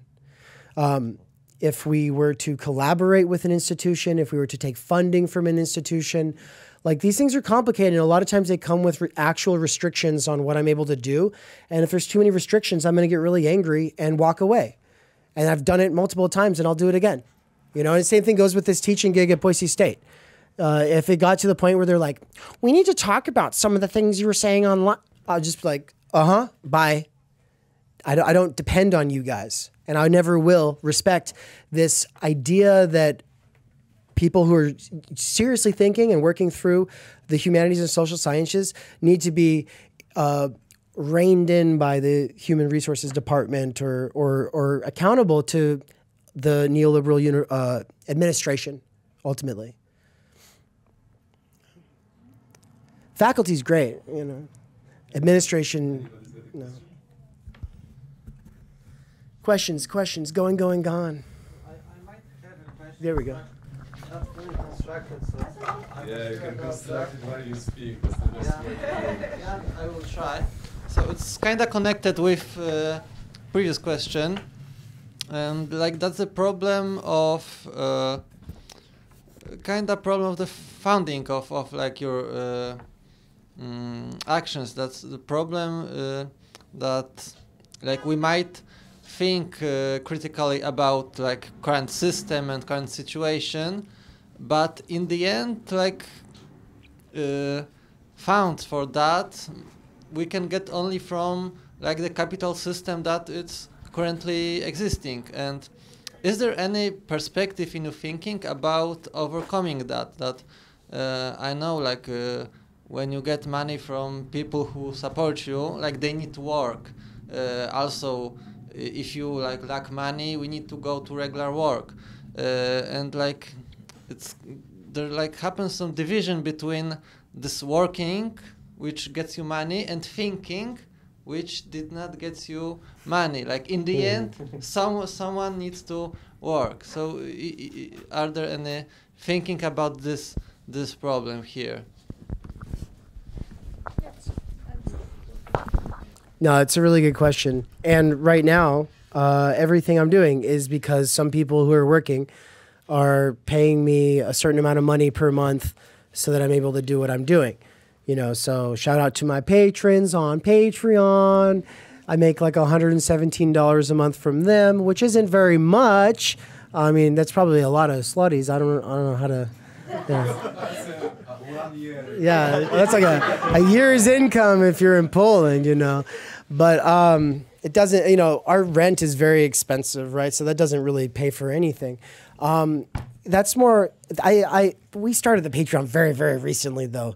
And so that's kind of impressive that it's already at that amount, let's be honest. Because everybody at Theory Underground, like I said, between the ages of 27 and 42, they're not exactly rich, right? They're like working class people. And so the cost of the courses is already like radically undercutting like everybody else who's doing courses on the internet, which obviously can piss off the competition or whatever, but it's not to compete. I'm not doing it to compete. I'm doing it because I know it's like I work with people and I ask them what they can actually afford, and then I work with them where they're at. and so that's kind of the way that works. But it's mostly the monthly subscribers that make it so that I can do the things that I can do. You know, we're entering the age of neo-feudalism on the internet, which means everything is subscription. You don't own anything. You pay rent on everything, right? Whether it's Netflix or Spotify or Theory Underground, you pay your monthly subscription. And people who are spending $15 at the first tier, all the way up to $300 at the top tier, nobody's in that tier right now. So, I mean, but maybe someday we'll find someone who, but you know, a lot of people are in that $30 a month tier, and it's a lot of people being at the $30 a month tier and a handful of people being at the $75 a month tier that makes it so that we're able to do the things that we do. Like this tour, for instance, where we also got $7,000 from somebody who was like, because I was talking about wanting to do the European tour, and somebody had like this magical money, and they're like, here you go, because they wanted to see it happen. And so it's happening.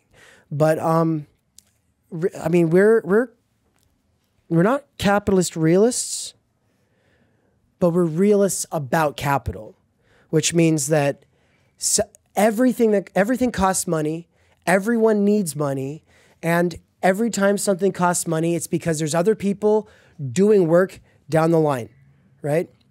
And being realists about that means, like, for me, getting over this idea that everything I should do should be free, which was a big deal for me for most of my life. It's like, oh yeah, it'd be radical if I was doing it all for free. Well, it's true in a sort of sense, but it's not free because I'm still working.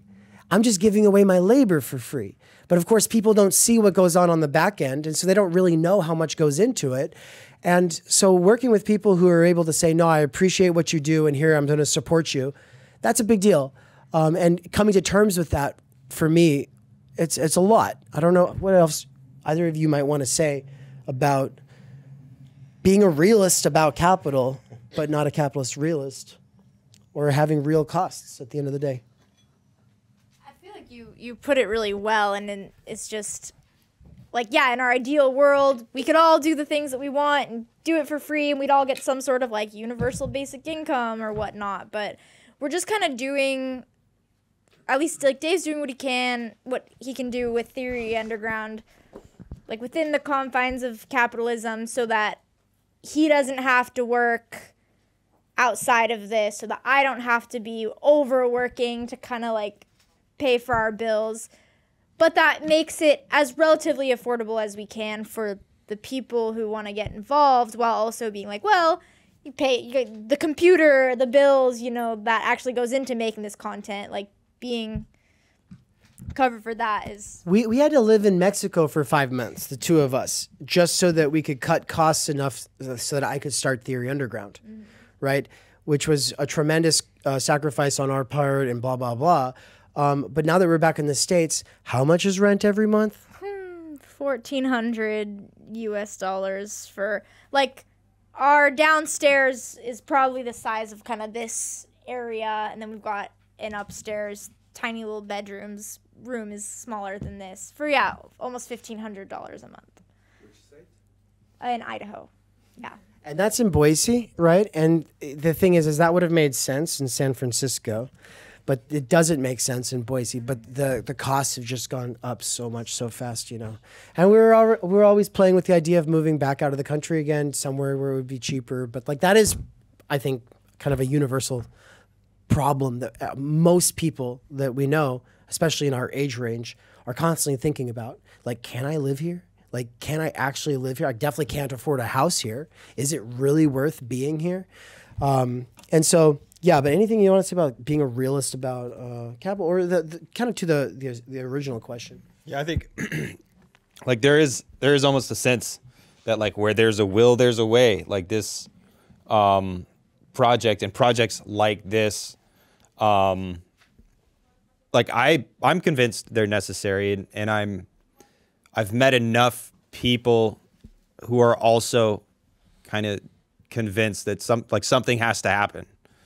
And it's like, it's punk rock, man. It's like we're putting shit together any way we can, because it has to happen. And maybe it'll fail, and that'll really suck. But part of going out and actually doing the work of meeting people and trying to build a milieu with other people is like insurance. That it doesn't have to be Theory Underground. It just has to be people who are dedicated to figuring this shit out. And it probably will fail. It's already failed.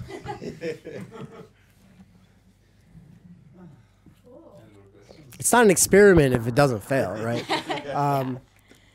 Yeah, unless there's no more burning questions, we'll... Where's the where are these? So we're doing this auction. To the listening audience, everybody back home, we've been handing around this piece of paper that on the left-hand side says Underground Theory, on the right-hand side says Time Energy. And what's the highest?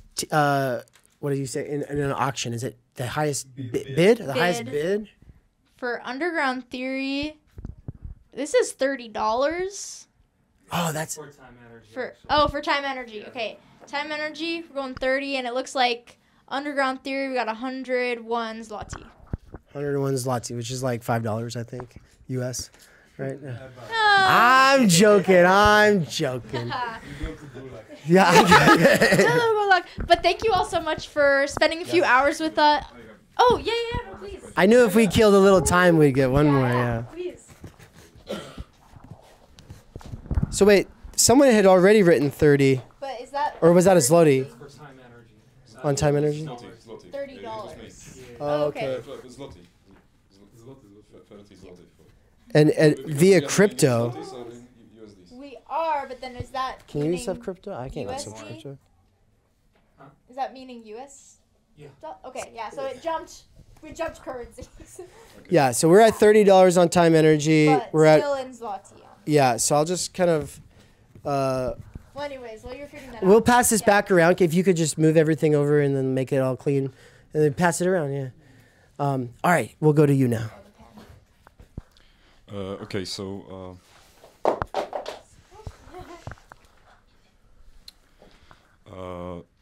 it may be a weird question to ask, but from my point of view, it is somewhat strange that you have to be somewhat privileged to study so-called worthless faculties like philosophy, which I'm studying currently, because it doesn't provide you with this obvious way to this job-centered reality, and I think it may be a trap because you may become an elitist while studying such thing, and I don't know if I put it correctly, but you know, it's basically using your terminology. It really concerns time energy, because, for example, today I was thinking about bad film criticism, and an hour into it, I speaking with my friend, I was actually thinking that being more invested into it and criticizing people that are less invested because they have less time energy to do so actually brings me back to the classist viewpoint, to the exit point, basically, even if I didn't want to, because my only concern is the quality film knowledge in this case. So Your concern is what? good quality film knowledge. So my question is how to avoid elitism, basically, because it's I'm not gonna lie, it's hard for me, and I'm struggling with it because of course I'm left-leaning. Just read Nietzsche and lean into it, buddy. Just lean into it. No, I'm kidding. Yeah, that's a great question. Elitism and misanthropy. which is the hatred of humans, are the two vices every intellectual has a sort of natural inclination towards.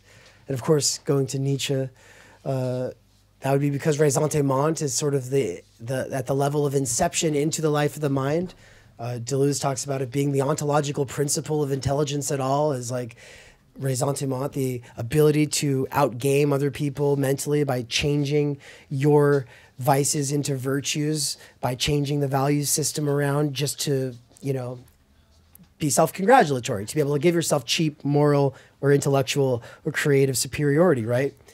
But beyond that, being a go-to problem, elitism and misanthropy for intellectuals, it's also just a problem with being super into anything, right? And this is why everyone starts, at some point people kind of realize, wow, there's way too much gatekeeping. Why is there so much gatekeeping? We do so much like talking shit about the people who are novices or who don't really know about this or that. But also you get a lot of posers who want to come in and act like it doesn't require any work because they just got there and they already know everything that there is to know about the thing. And so, you know, using the example of a music scene, you know, it's like I was always very like adamantly pro local bands, support local music, even if they're shit. Like the fact that they're trying matters. And I hate this culture of American Idol where we will laugh at the person who's singing when they're not very good at it. When in fact, we should all sing, come on. But of course, there's like this culture of like, if you're not perfect, then we're gonna pick you apart, right? Well, elitism really crops up in, say, a music scene. And you'll get bands who think that they're like the cutting edge. They're doing something no one else is doing. They're so amazing. And it's annoying, it's off-putting, it's bad. But there is like some kind of a line to be walked. And I think we have to be somewhat sympathetic to the people who do want to do this kind of gatekeeping, because you really do get people who come in and think it's easy and just kind of want to downplay and dismiss it and be like, oh yeah, well, I'm in band too. Yeah, whatever, you know, it's cool. Oh, are you? Are you really? You know? And they're not really. And so this kind of like question of authenticity, it's not like the best place to focus on. Same with hypocrisy. It's not the best place for critique to do its work because it's so easy to do. And at the point that you're spending a lot of time saying other people aren't authentic, of course, you're subliminally saying, but I am authentic. And it creates like this weird, pretty cringy dynamic. And usually it comes with some level of like not being self-aware about these things or performatively being very aware, right? But I think that now these are several things that I've brought up here, which is that elitism and misanthropy, that just kind of comes with intellectual stuff, but then also gatekeeping and elitism kind of comes in almost any niche consumer boutique demographic or consumer base, right? Like this just comes about because people are passionate about it and they want to defend it from the imposters and the people who come around just like culture vultures or what have you. Well, time energy hoarding, or sorry, put it this way, I'll use Catherine Liu's way of talking about it, virtue hoarding, which always presupposes a ridiculous amount of time energy that had to go into doing the thing, whatever it is. What is virtue hoarding? Are you all familiar with this? It's the idea, with the PMC especially, because that is what Catherine Liu's book is all about. The PMC is like, oh yes, I've got this diet. I want to talk about this diet. Oh yes, I use this kind of child rearing practice. And oh, I consume this super niche form of art. And oh yeah, I'm polyamorous, which means that I spend 20 hours per week having conversations about my boundaries with like 6 different people. And of course, those boundaries are always changing because we want to have enthusiastic, informed consent. And like, oh my God, all of it sounds so exhausting to anybody who doesn't have the time for that. And that's by design. It's because the PMC just naturally has more. They don't have time energy in this rich, large energy infused repeatable blocks of reliable time between us. Like they don't have it like that. But the distance from toil, from manual labor, from blue collar work, that distance from that does give them some kind of surplus time and energy. It's not exactly the same, but it does give them a lot more to spend riding bicycles and having conversations about their boundaries, right? And so virtue hoarding is taking these rarefied discourses that are mostly downstream of the university and sort of being like, people who don't practice this are bad, right? Of course, like the implication being, because I do practice this, I must be good, I'm deserving, right? And that's always been the situation with the aristocracy. The aristocracy has always acted like it's made of something special above the other classes or castes. It's always acted like it's made of something special, but in reality, that something special that it had was just an elite education, right? But it's worse in some way than it used to be, because back then it's like, oh, look at them, they're born of like purer blood.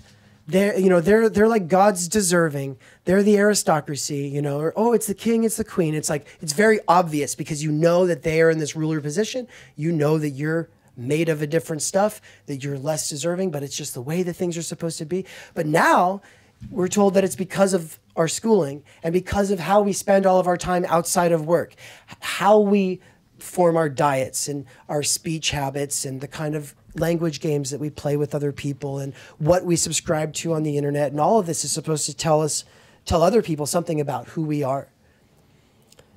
And so elitism is a really fucking big problem, but also, I don't know, I think that like the counter to it is often like some kind of pseudo-populism that says that we just don't need to read, that, and look, there's this part of me that wants to always advocate for people who's like, that's not for me. And it's like, cool, you shouldn't have to.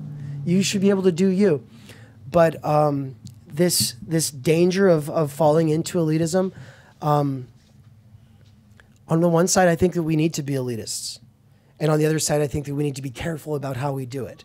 And that is to say that we need to have a conversation about the standards that we hold ourselves to and who those standards should actually be, or when those standards should be actually measured against other people. Like, I don't think that the standards that I'm holding us to are standards that necessarily should be held over all of you. And I definitely don't think the standards that we hold ourselves to are standards that we should use to bludgeon other people. But standards themselves probably should exist, and they're big motivators for me, but they don't make me better than a person who has no interest in this stuff, right? I don't know what you should probably add something to it, though. Yeah. I spent a lot of time when I was younger and more idealistic, I guess, maybe like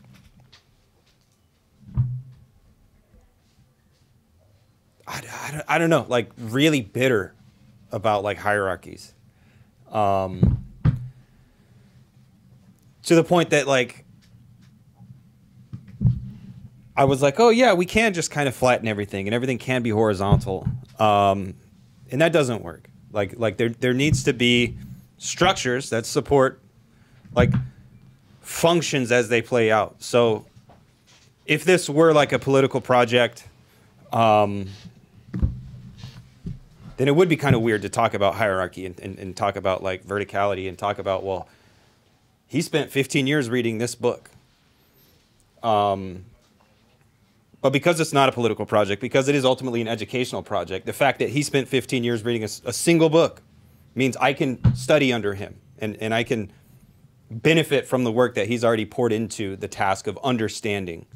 And I really think it's important to maintain that commitment to education rather than politics. Like what goes on at Theory Underground has to maintain this distance. And we've had people who don't see it that way, and it doesn't really work out. We are in a bubble of privilege, relative privilege. I'm pretty sure we're all aware of that, and I know me personally, like that's a responsibility. Like I have a privilege. I can study. I can sit back and remove myself from toil and remove myself from necessity and remove myself from danger. Like I relatively live a comfortable life. There are people who live way worse lives than I do and way better lives than I do. But I'm in a spot where I can take time off from acting immediately on the world, because I think I became convinced that the action I was taking was just making shit worse. And I don't want to make it worse. I do want to make it better. So having spaces of bubbles of privilege that doesn't matter how they were created. Like 10 years ago, I probably would have problematized, well, you know, that came from that and that and that and that and that. But I think that gets in the way of what we're trying to do. I would just add slipstreaming as a really cool concept we've been playing with lately, which is, I'm not standing up just because I want to stand up. I have to move my chair. Look, so slipstreaming is it's all wrapped up with this stuff. So slipstreaming is like when geese fly in a V. Are you all familiar with like when geese fly in a V, like Canadian geese? The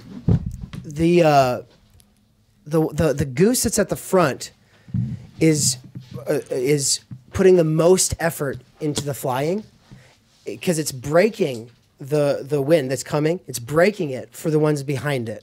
And so every goose that's flying behind it, its flight is easier. And the one that's flying at the back is basically being pulled along in the draft of the other geese, right? This is slipstreaming. And in race cars, it's the same, right? Like cars will like get up in the draft of the car in front of them and go for a little bit and then gun it and go around. Okay, so slipstreaming. I like this as an analogy for what's happening with education. If somebody is at the university and they have relative freedom from necessity and toil, there are certain things that they can do with that. And you can certainly waste it in better and worse ways. And one of the less worse ways of wasting it is to develop yourself so that you're able to share in some way for other people. So like the effort that you are able to expend because of that relative privilege can then be used to make the lives of other people in other situations somehow easier. And so in this example of reading a book for 15 years, I have not read any book for 15 years, by the way, but I will be there soon, you know, with Das Kapital or Being in Time very soon. I'll be there. And at the point that it's been 15 years of me studying these texts, Totality and Infinity by Emmanuel Levinas as a close contender as well. I've read that one 3 times. The point is you take this tremendous amount of effort that you've put into an extremely difficult text, and in my case, and people that I'm associated with, we're always thinking like, how do we bring this back to other people? How do we help this be relevant to other people? How do these concepts unlock for other people so that they're able to enter these texts faster? And because of that, I think, someone like Nance is able to slipstream me the way that the geese or the race cars are slipstreaming each other, which is to say, that 15 years of effort is going to make it so he has to put less effort in and he'll get more of a payoff, right? And I always say, if there's someone that you find inspirational and they're teaching something that you don't really care about, like it's not like let's just say that someone's teaching Whitehead, you know, but you love this person and the way they teach. Do it. If you can, take advantage of it, because as long as it's really difficult stuff that you're learning, you're developing your comprehension abilities themselves. So like when we're talking about Das Kapital or Being in Time or Totality and Infinity, when you're reading a text like that, there's the inherent value of wrestling with something that is super alien, outside your wheelhouse, off-putting, difficult, and that challenge will accelerate the development of your comprehension abilities in a way that no amount of taking baby steps up the stairs, the way that we do through the schooling system, would ever get you to, right? It's kind of like diving in the deep end, but doing it with somebody who spent their life over there. Yeah. Slipstream motherfuckers. Cool. Any more questions? Yeah.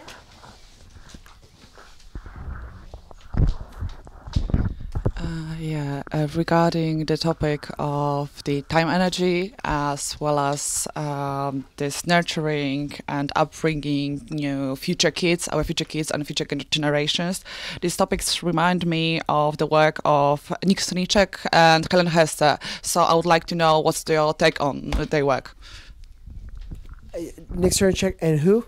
And Helen Hester. And did they just write the book After Work? It's called After Work. Yeah. I have it on my phone. I bought it on Audible. I haven't listened to it yet. But Nick Soniczek is really cool. And I like his book Platform Capitalism. I like his book that he wrote with Alex Williams called Inventing the Future. But to say that I like those books does them a sort of injustice. I feel like Inventing the Future, it deserves me coming back to it and engaging with it seriously. My impression is that its solutions, it was in too quick of a hurry to roll out solutions, and the solutions were solutions I don't take that seriously. And I think that's an injustice to the book, because I think the book has had enough of an impact on me that I have to revisit it and take it seriously.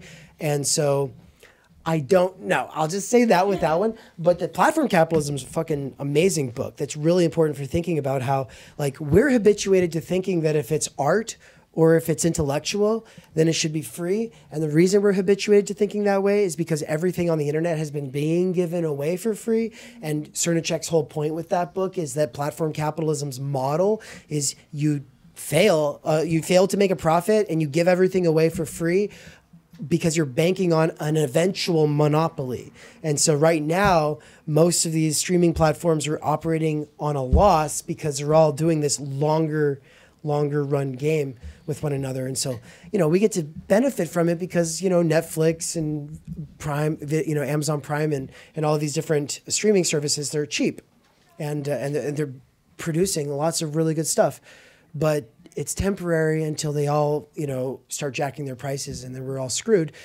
Regular working class people will be watching Friends reruns forever, and outside of that, it's going to be crazy. Like, once prices actually do start going up, but we're starting to see the rise of paywalls on the internet over the last 5 years, and it's not going to go away. It's going to keep going, and that's what Cernicek is ultimately calling is a lot more of that.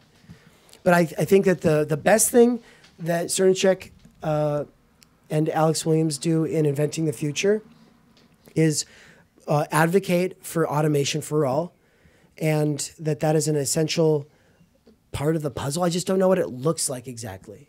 I don't know what it looks like, but I want to see it, because automation's happening whether we like it or not. It's just the wins from that are going to Jeff Bezos, not us, right?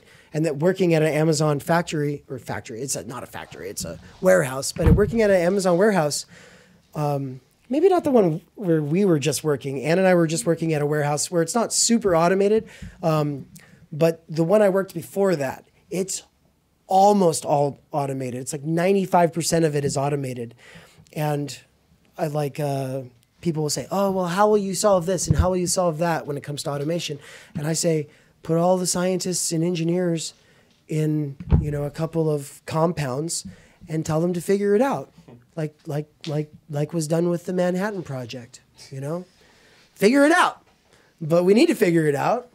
So automation for all, absolutely. That's a great idea. But I need to read that work, yeah. Yeah.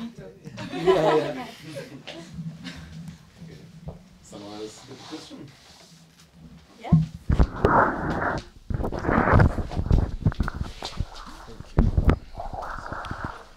So you guys mentioned in the beginning that life is fucked, right?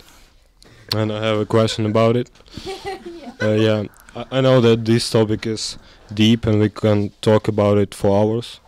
Anyway, I was curious, what do you think about our society and why it might be messed up? Yeah. And why what? Why it might be messed up. Yeah. Because capital went back in time and put its octopus tentacles. No.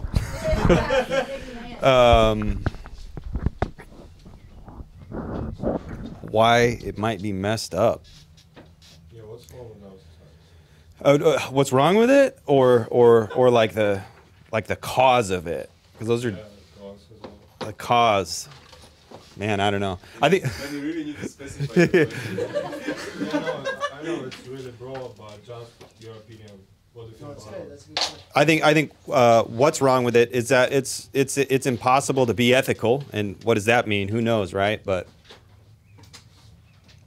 it's impossible to like live a life and kind of grow into your own humanness without getting your hands dirty, and that sucks. Like we're humans, and we can be awesome. We can be fucking horrid. We can also be really awesome. But 99.9% of us never get the opportunity to really figure out what can we be, what can we do, what even are we? Because we're preoccupied with toil, we're preoccupied with necessity, and we get sidetracked by hate, and we get sidetracked by love that causes us to do stupid shit that ruins other people's lives. So like, yeah, that's what's wrong with it. Like we live in an inhuman, machinic world, and that's not cool. It's not cool, man. It's not cool. It's not cool. And it's actually amazing to see Nance put in that situation, because like Nance is always like, yeah, everything's fucked.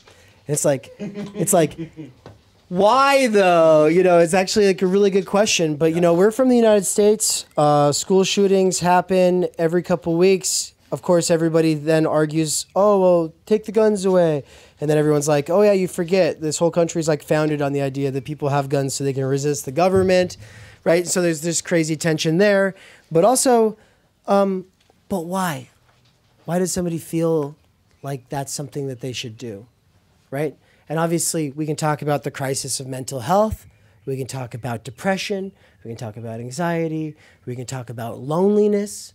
We can talk about people who don't have functional families or homes.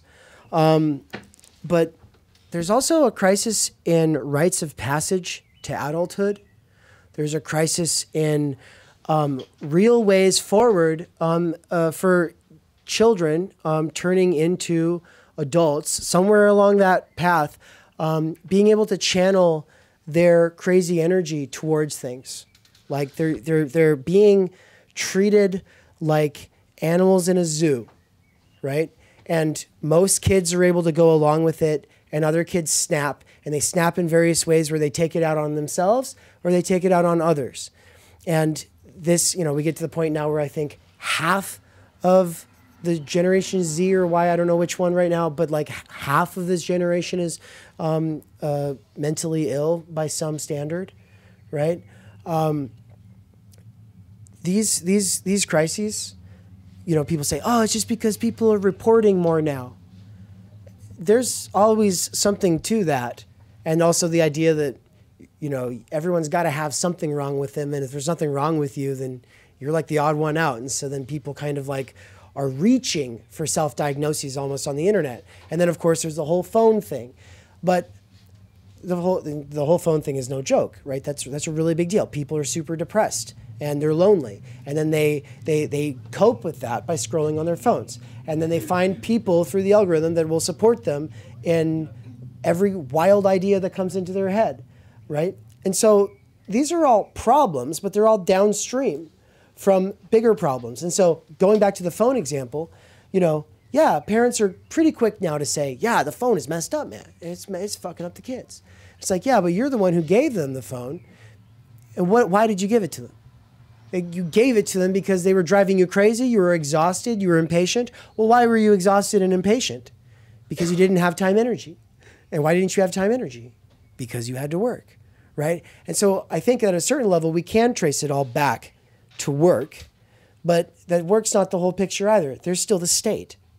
And the state is always going to be, you know, it's not like this one thing. It's not a person. There's no person behind the state. To say that the state does this or the state does that is a huge oversimplification because there's a lot of different people involved in the state.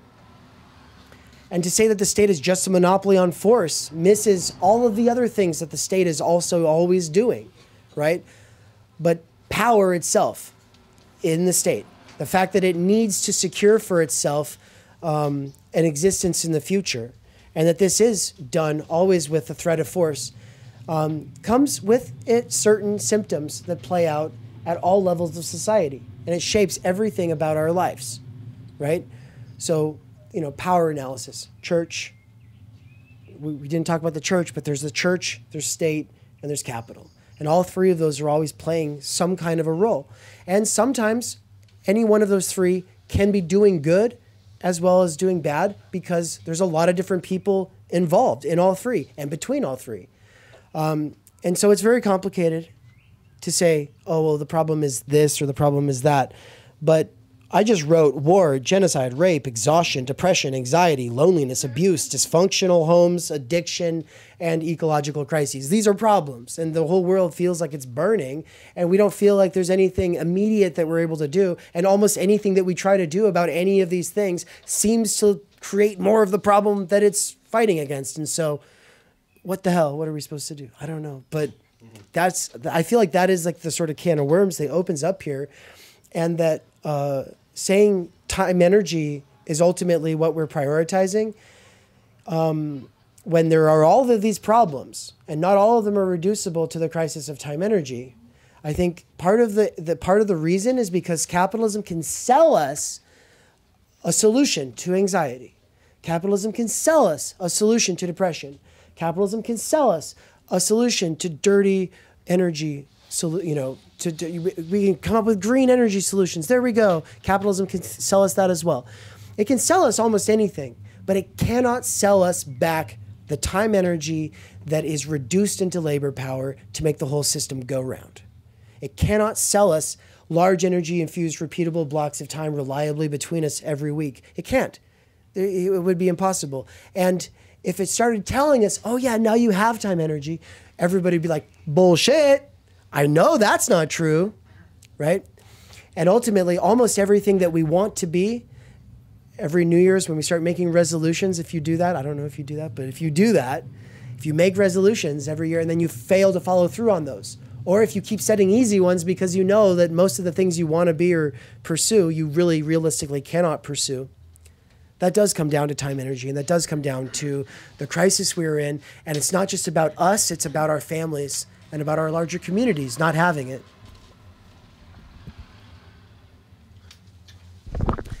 Any more questions? And then I think this should probably be the last one. And then because there will still be time to chit chat, we'll all be hanging out afterwards still. Okay, so it can be kind of short because we don't have much time. So like my reflection at this moment is that our picture is very negative. Like our system, our situation is really, really bad. And the problem is that a lot of people are attracted to it. Like people live in that situation and they kind of like it. They choose things from the market and they are thinking that it's good. So do you try to reflect on the problem? What is attractive in that? Because there something needs to be attractive for the people, because if it's so bad, obviously they gonna try to reject it. They gonna try to do what we are doing now, thinking about it. But most of the people just kinda enjoy this situation.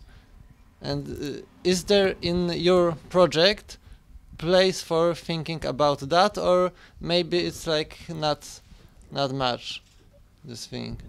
Yeah, so you said the word like people enjoy, and so I don't know who all kind of has this basis in psychoanalysis, and if you do, but that is where psychoanalysis comes in thinking about not only time energy but the current situation. It's this, I'm not the psychoanalysis expert of the group. I'm going to take my stab at it from what I know. And there's this term, French term, jouissance, which kind of translates to enjoyment in this way that it's not just like pleasureful and it feels good, but it's kind of like that guilty pleasure feeling that we get sometimes, or when we're like libidinally invested in something. It's like that enjoyment in that sense, intensity, yeah. And so I think there is part of that, like feeling enjoyment in our own suffering, falling into bad habits that partly is libidinal. I think another part of it is like not even having the time, energy to make any concrete differences in our life, to do things differently, because it's a lot of, like, we're already overworked, and so that's a lot of work. And then the last thread, and something that I've especially been thinking about in the last few months, is that I think because of the situation and the severity of the situation, people lack a sociological imagination to even envision something different. Like, I was just part of this research cohort with the sociology department at Boise State with a couple of professors, and we were asking people about just some of their ideas on like social democratic programs, or how would they feel about a 32-hour work week. And it's like they say, oh, that would be great, but it wouldn't apply to me. I would keep working 40 hours a week. Like, they can't even think that life could be different, that we could have some sort of universal health care in the United States, that we could have some sort of robust public transportation that I'm so enjoying here in Krakow and like in all of Europe, most of Europe. So there is just part of this, not Paris, says Dave. There is just like a lacking even ability to think beyond the situation. And so we definitely take all of those threads seriously, but that is, a really good point. So thank you all for those questions. I think we'll all say our closing thoughts kind of in response to that and everything else here, but did you want to say anything about that? Recently, I was accused of being horny for the apocalypse, and it's true. And there is, I don't know, maybe it's comfort in the face of lacking the imagination to like I don't think there's anything we can do.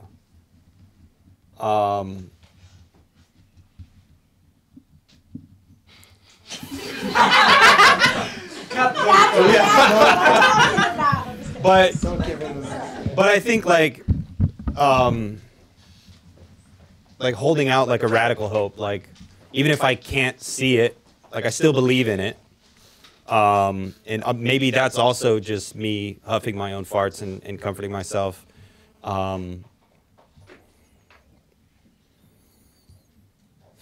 Yeah, I don't want to end on a negative note. Don't worry, I'll still say okay, yeah. But I think like having empathy and having compassion for people who enjoy their own oppression or their own exploitation or whatever. I think that's a natural response. Like when you come up against something that just feels insurmountable, rather than like break your body against it, like, yeah, you're going to withdraw and see to work and see to family and see to like whatever you can manage in this oppressive structure. And so like, I don't blame people who just want to get fucked up and watch shit on Netflix and do the thing. Because I wish I could do that. Like, I wish I could be content with our impending doom. But you're fucked, man. You'll never be content. Never be content. But no, it is, I think, a huge line of questioning with everything that we do. And he's going to say happy stuff. No, I'm not. I'm gonna put a huge blanket on the fire here. No, it's time to put a bucket of ice water over everybody's head. No, I am very black-pilled about the current situation, and more so I think than often comes through, because I whenever I'm associating with Nance or Mikey, they're so pessimistic that I come across like this fucking like this super happy guy. It's just like it's all optimism and positivity, and it's not true. I'm just I believe that the only way to be effective, and this is just an operating assumption. It's not some kind of like a crazy dogma that I think everyone should have to agree with me on. But for me, I just assume we're fucked. But the way to not be fucked is to work with other people that you can trust, more or less, or at least that you work with people who make you better, right? Work with other people who make you better, avoid people who make you worse, and keep a future generation in mind. Don't just get fixated on. Most of the time, people are looking at actually existing generations. It's all like, oh yeah, we got to focus on Generation Z or Y or whatever. Like and I'm just like, man, like that's a great way to be depressed. Don't look at them. Like we should be thinking way ahead of them, to generations that aren't even here yet, and seeing what we can do about that. But bringing it back around to the idea that I think Anne was really good to bring in like sociological imagination. People who think, oh, I would just jack off and eat ice cream if I had more time and energy. That's all I would do. Well, it's because they don't have it. They come from homes that didn't have it. They come from schools that were against it. And so, of course, they just project who they actually are today, which is somebody who would just jack off and eat ice cream. Sure, of course they would. But what we aim to do with what little relative privilege we're able to mobilize and put towards making ourselves into the people who are able to research these things and actually do something with it, I hope what that will ultimately do is show other people what they could do if they were to live in a society that actually gave them their time and energy. And so I think that we can show people there's more to life than that. And there's really exciting things that we can do. And maybe it doesn't look fun to read books. Maybe it doesn't look fun to write. Maybe it doesn't look fun to learn really difficult arts or whatever. Maybe it doesn't look fun, but it is the most fun thing in the world. There's a reason that all of the aristocrats throughout history who didn't have to preoccupy themselves with necessary labor focused on these things called the liberal arts, which are wrongly called liberal. We should think of them as the liberating arts. And they're liberating because they're the thing that you do when you have been liberated from preoccupation with necessary labor and you are liberated from toil, right? And that can be big goals for all of us. But yeah, too often we'll just poo-poo ourselves because we have some relative privilege and act like, wouldn't we all just be better off if we could all just hang out? And it's like, we're humans. We don't want to just hang out. We want to understand the world and express ourselves.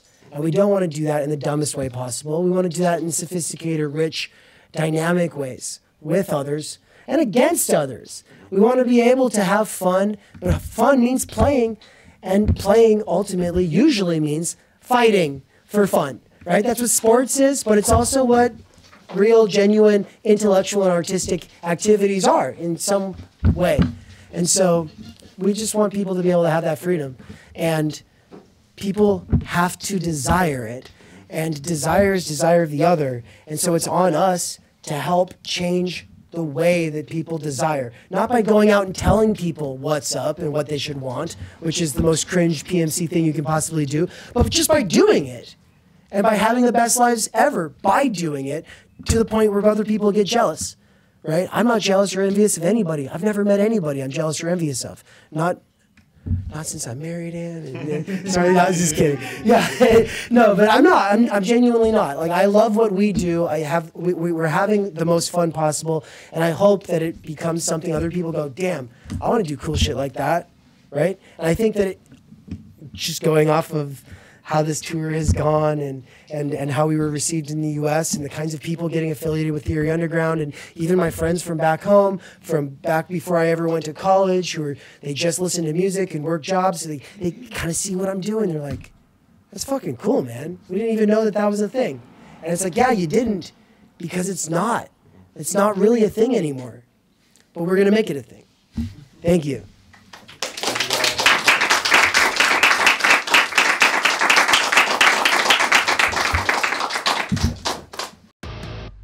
We cannot do direct revolution, but the only way to lay the foundation for it is to do what you are doing to move the underground. It's a theoretically correct title. Welcome to Theory Underground, a place for workers with earbuds who are tired of the bullshit and just want to get down to it. Big ideas, rigorous thinking, and ultimately liberation from necessity. Research at Theory Underground focuses on what is most important for understanding our current situation: theory of the subject, capital, time-energy theory, critical media theory, CMT, and the most essential critiques necessary for understanding why the theory, ideology, and common sense of influencers left to right misses the mark. Theory Underground is coming to a city near you. Besides a commitment to publishing certain underground theorists and popularizing certain fundamental concepts, we have toured the United States and are touring Europe to promote our ideas, courses, and publications. You've been reading Underground Theory. Amazing book. I'm a publisher and an editor. I run a review of books. Literally, it's my living. This is the best edited collection I've ever read. Okay, picture this scene. America, early 2021. An Amazon warehouse worker arises from the emerging underground theory internet scene to create spaces for untimely topics and concerns that are too often neglected or kept in isolation today. Joined by a revolving cast of underground theorists, academics, and critics, he establishes what will become Theory Underground, a teaching, research, and publishing platform by and for working-class intellectuals, autodidacts, and academics who want to do more than they're able to do within the confines of academia. That warehouse worker's name is David McKerracher, and his book Time Energy is his first major contribution to the world of theory. It was recently reprinted with a foreword by none other than Slavoj Žižek, who also contributed to Theory Underground's latest book.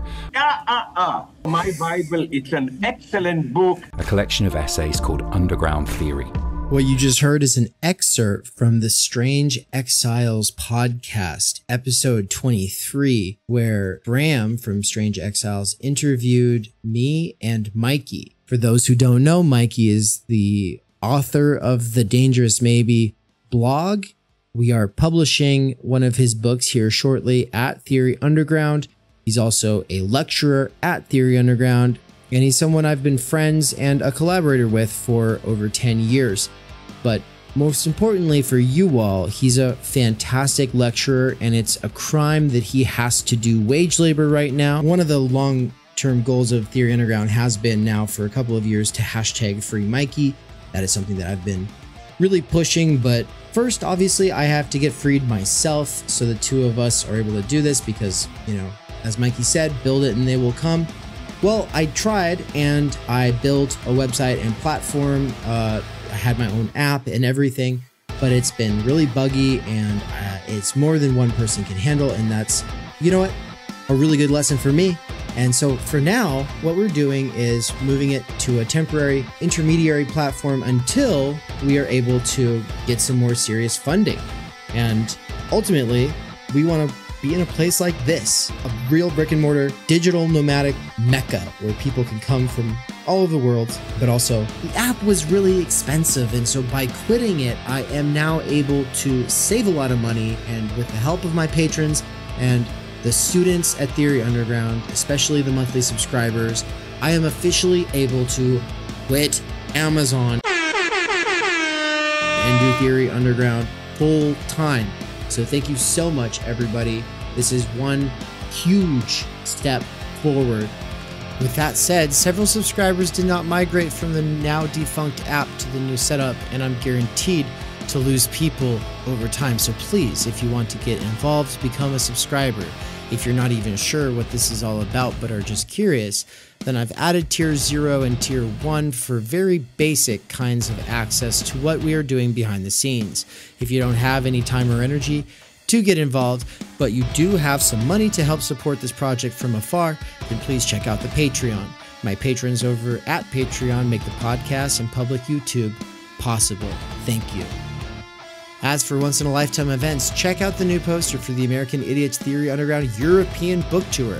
Paris, Brussels, Berlin, Vienna, Linz, Krakow, Glasgow, London, and Oxford from April 27th to May 25th, 2024.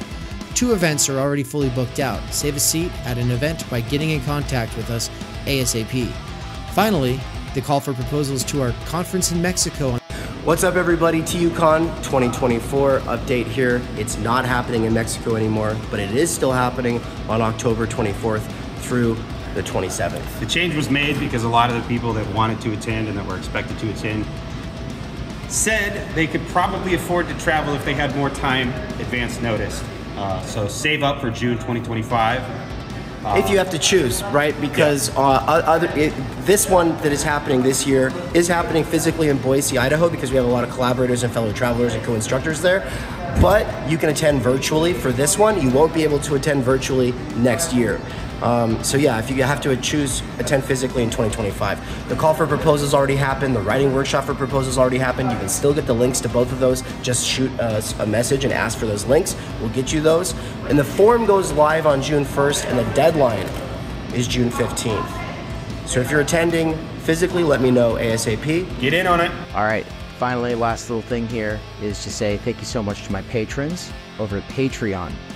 The Patreon is for people who are too busy to be students or subscribers at Theory Underground, but who want to see more of this free content on the podcast and YouTube channel for Theory Underground. You are the ones who see something of value in the free content being made available here, and you want to see more of it. Your patron pledges at Patreon are a real motivator for me, so thank you so much. Especially thanks to Marilyn Lawrence, Bert Vanderkar, Carl Vanderlip, Nikolai, Sahil Kumar, Suxandra, Darian Large, Tyler Murphy, Max Mackin, Al, Algeri, Ben Rosenbluth, Atlantic Airlines, Lewis, Matt Payne, Neil C., Simon Condon, Yiz, and Schwabkinson. Thank you.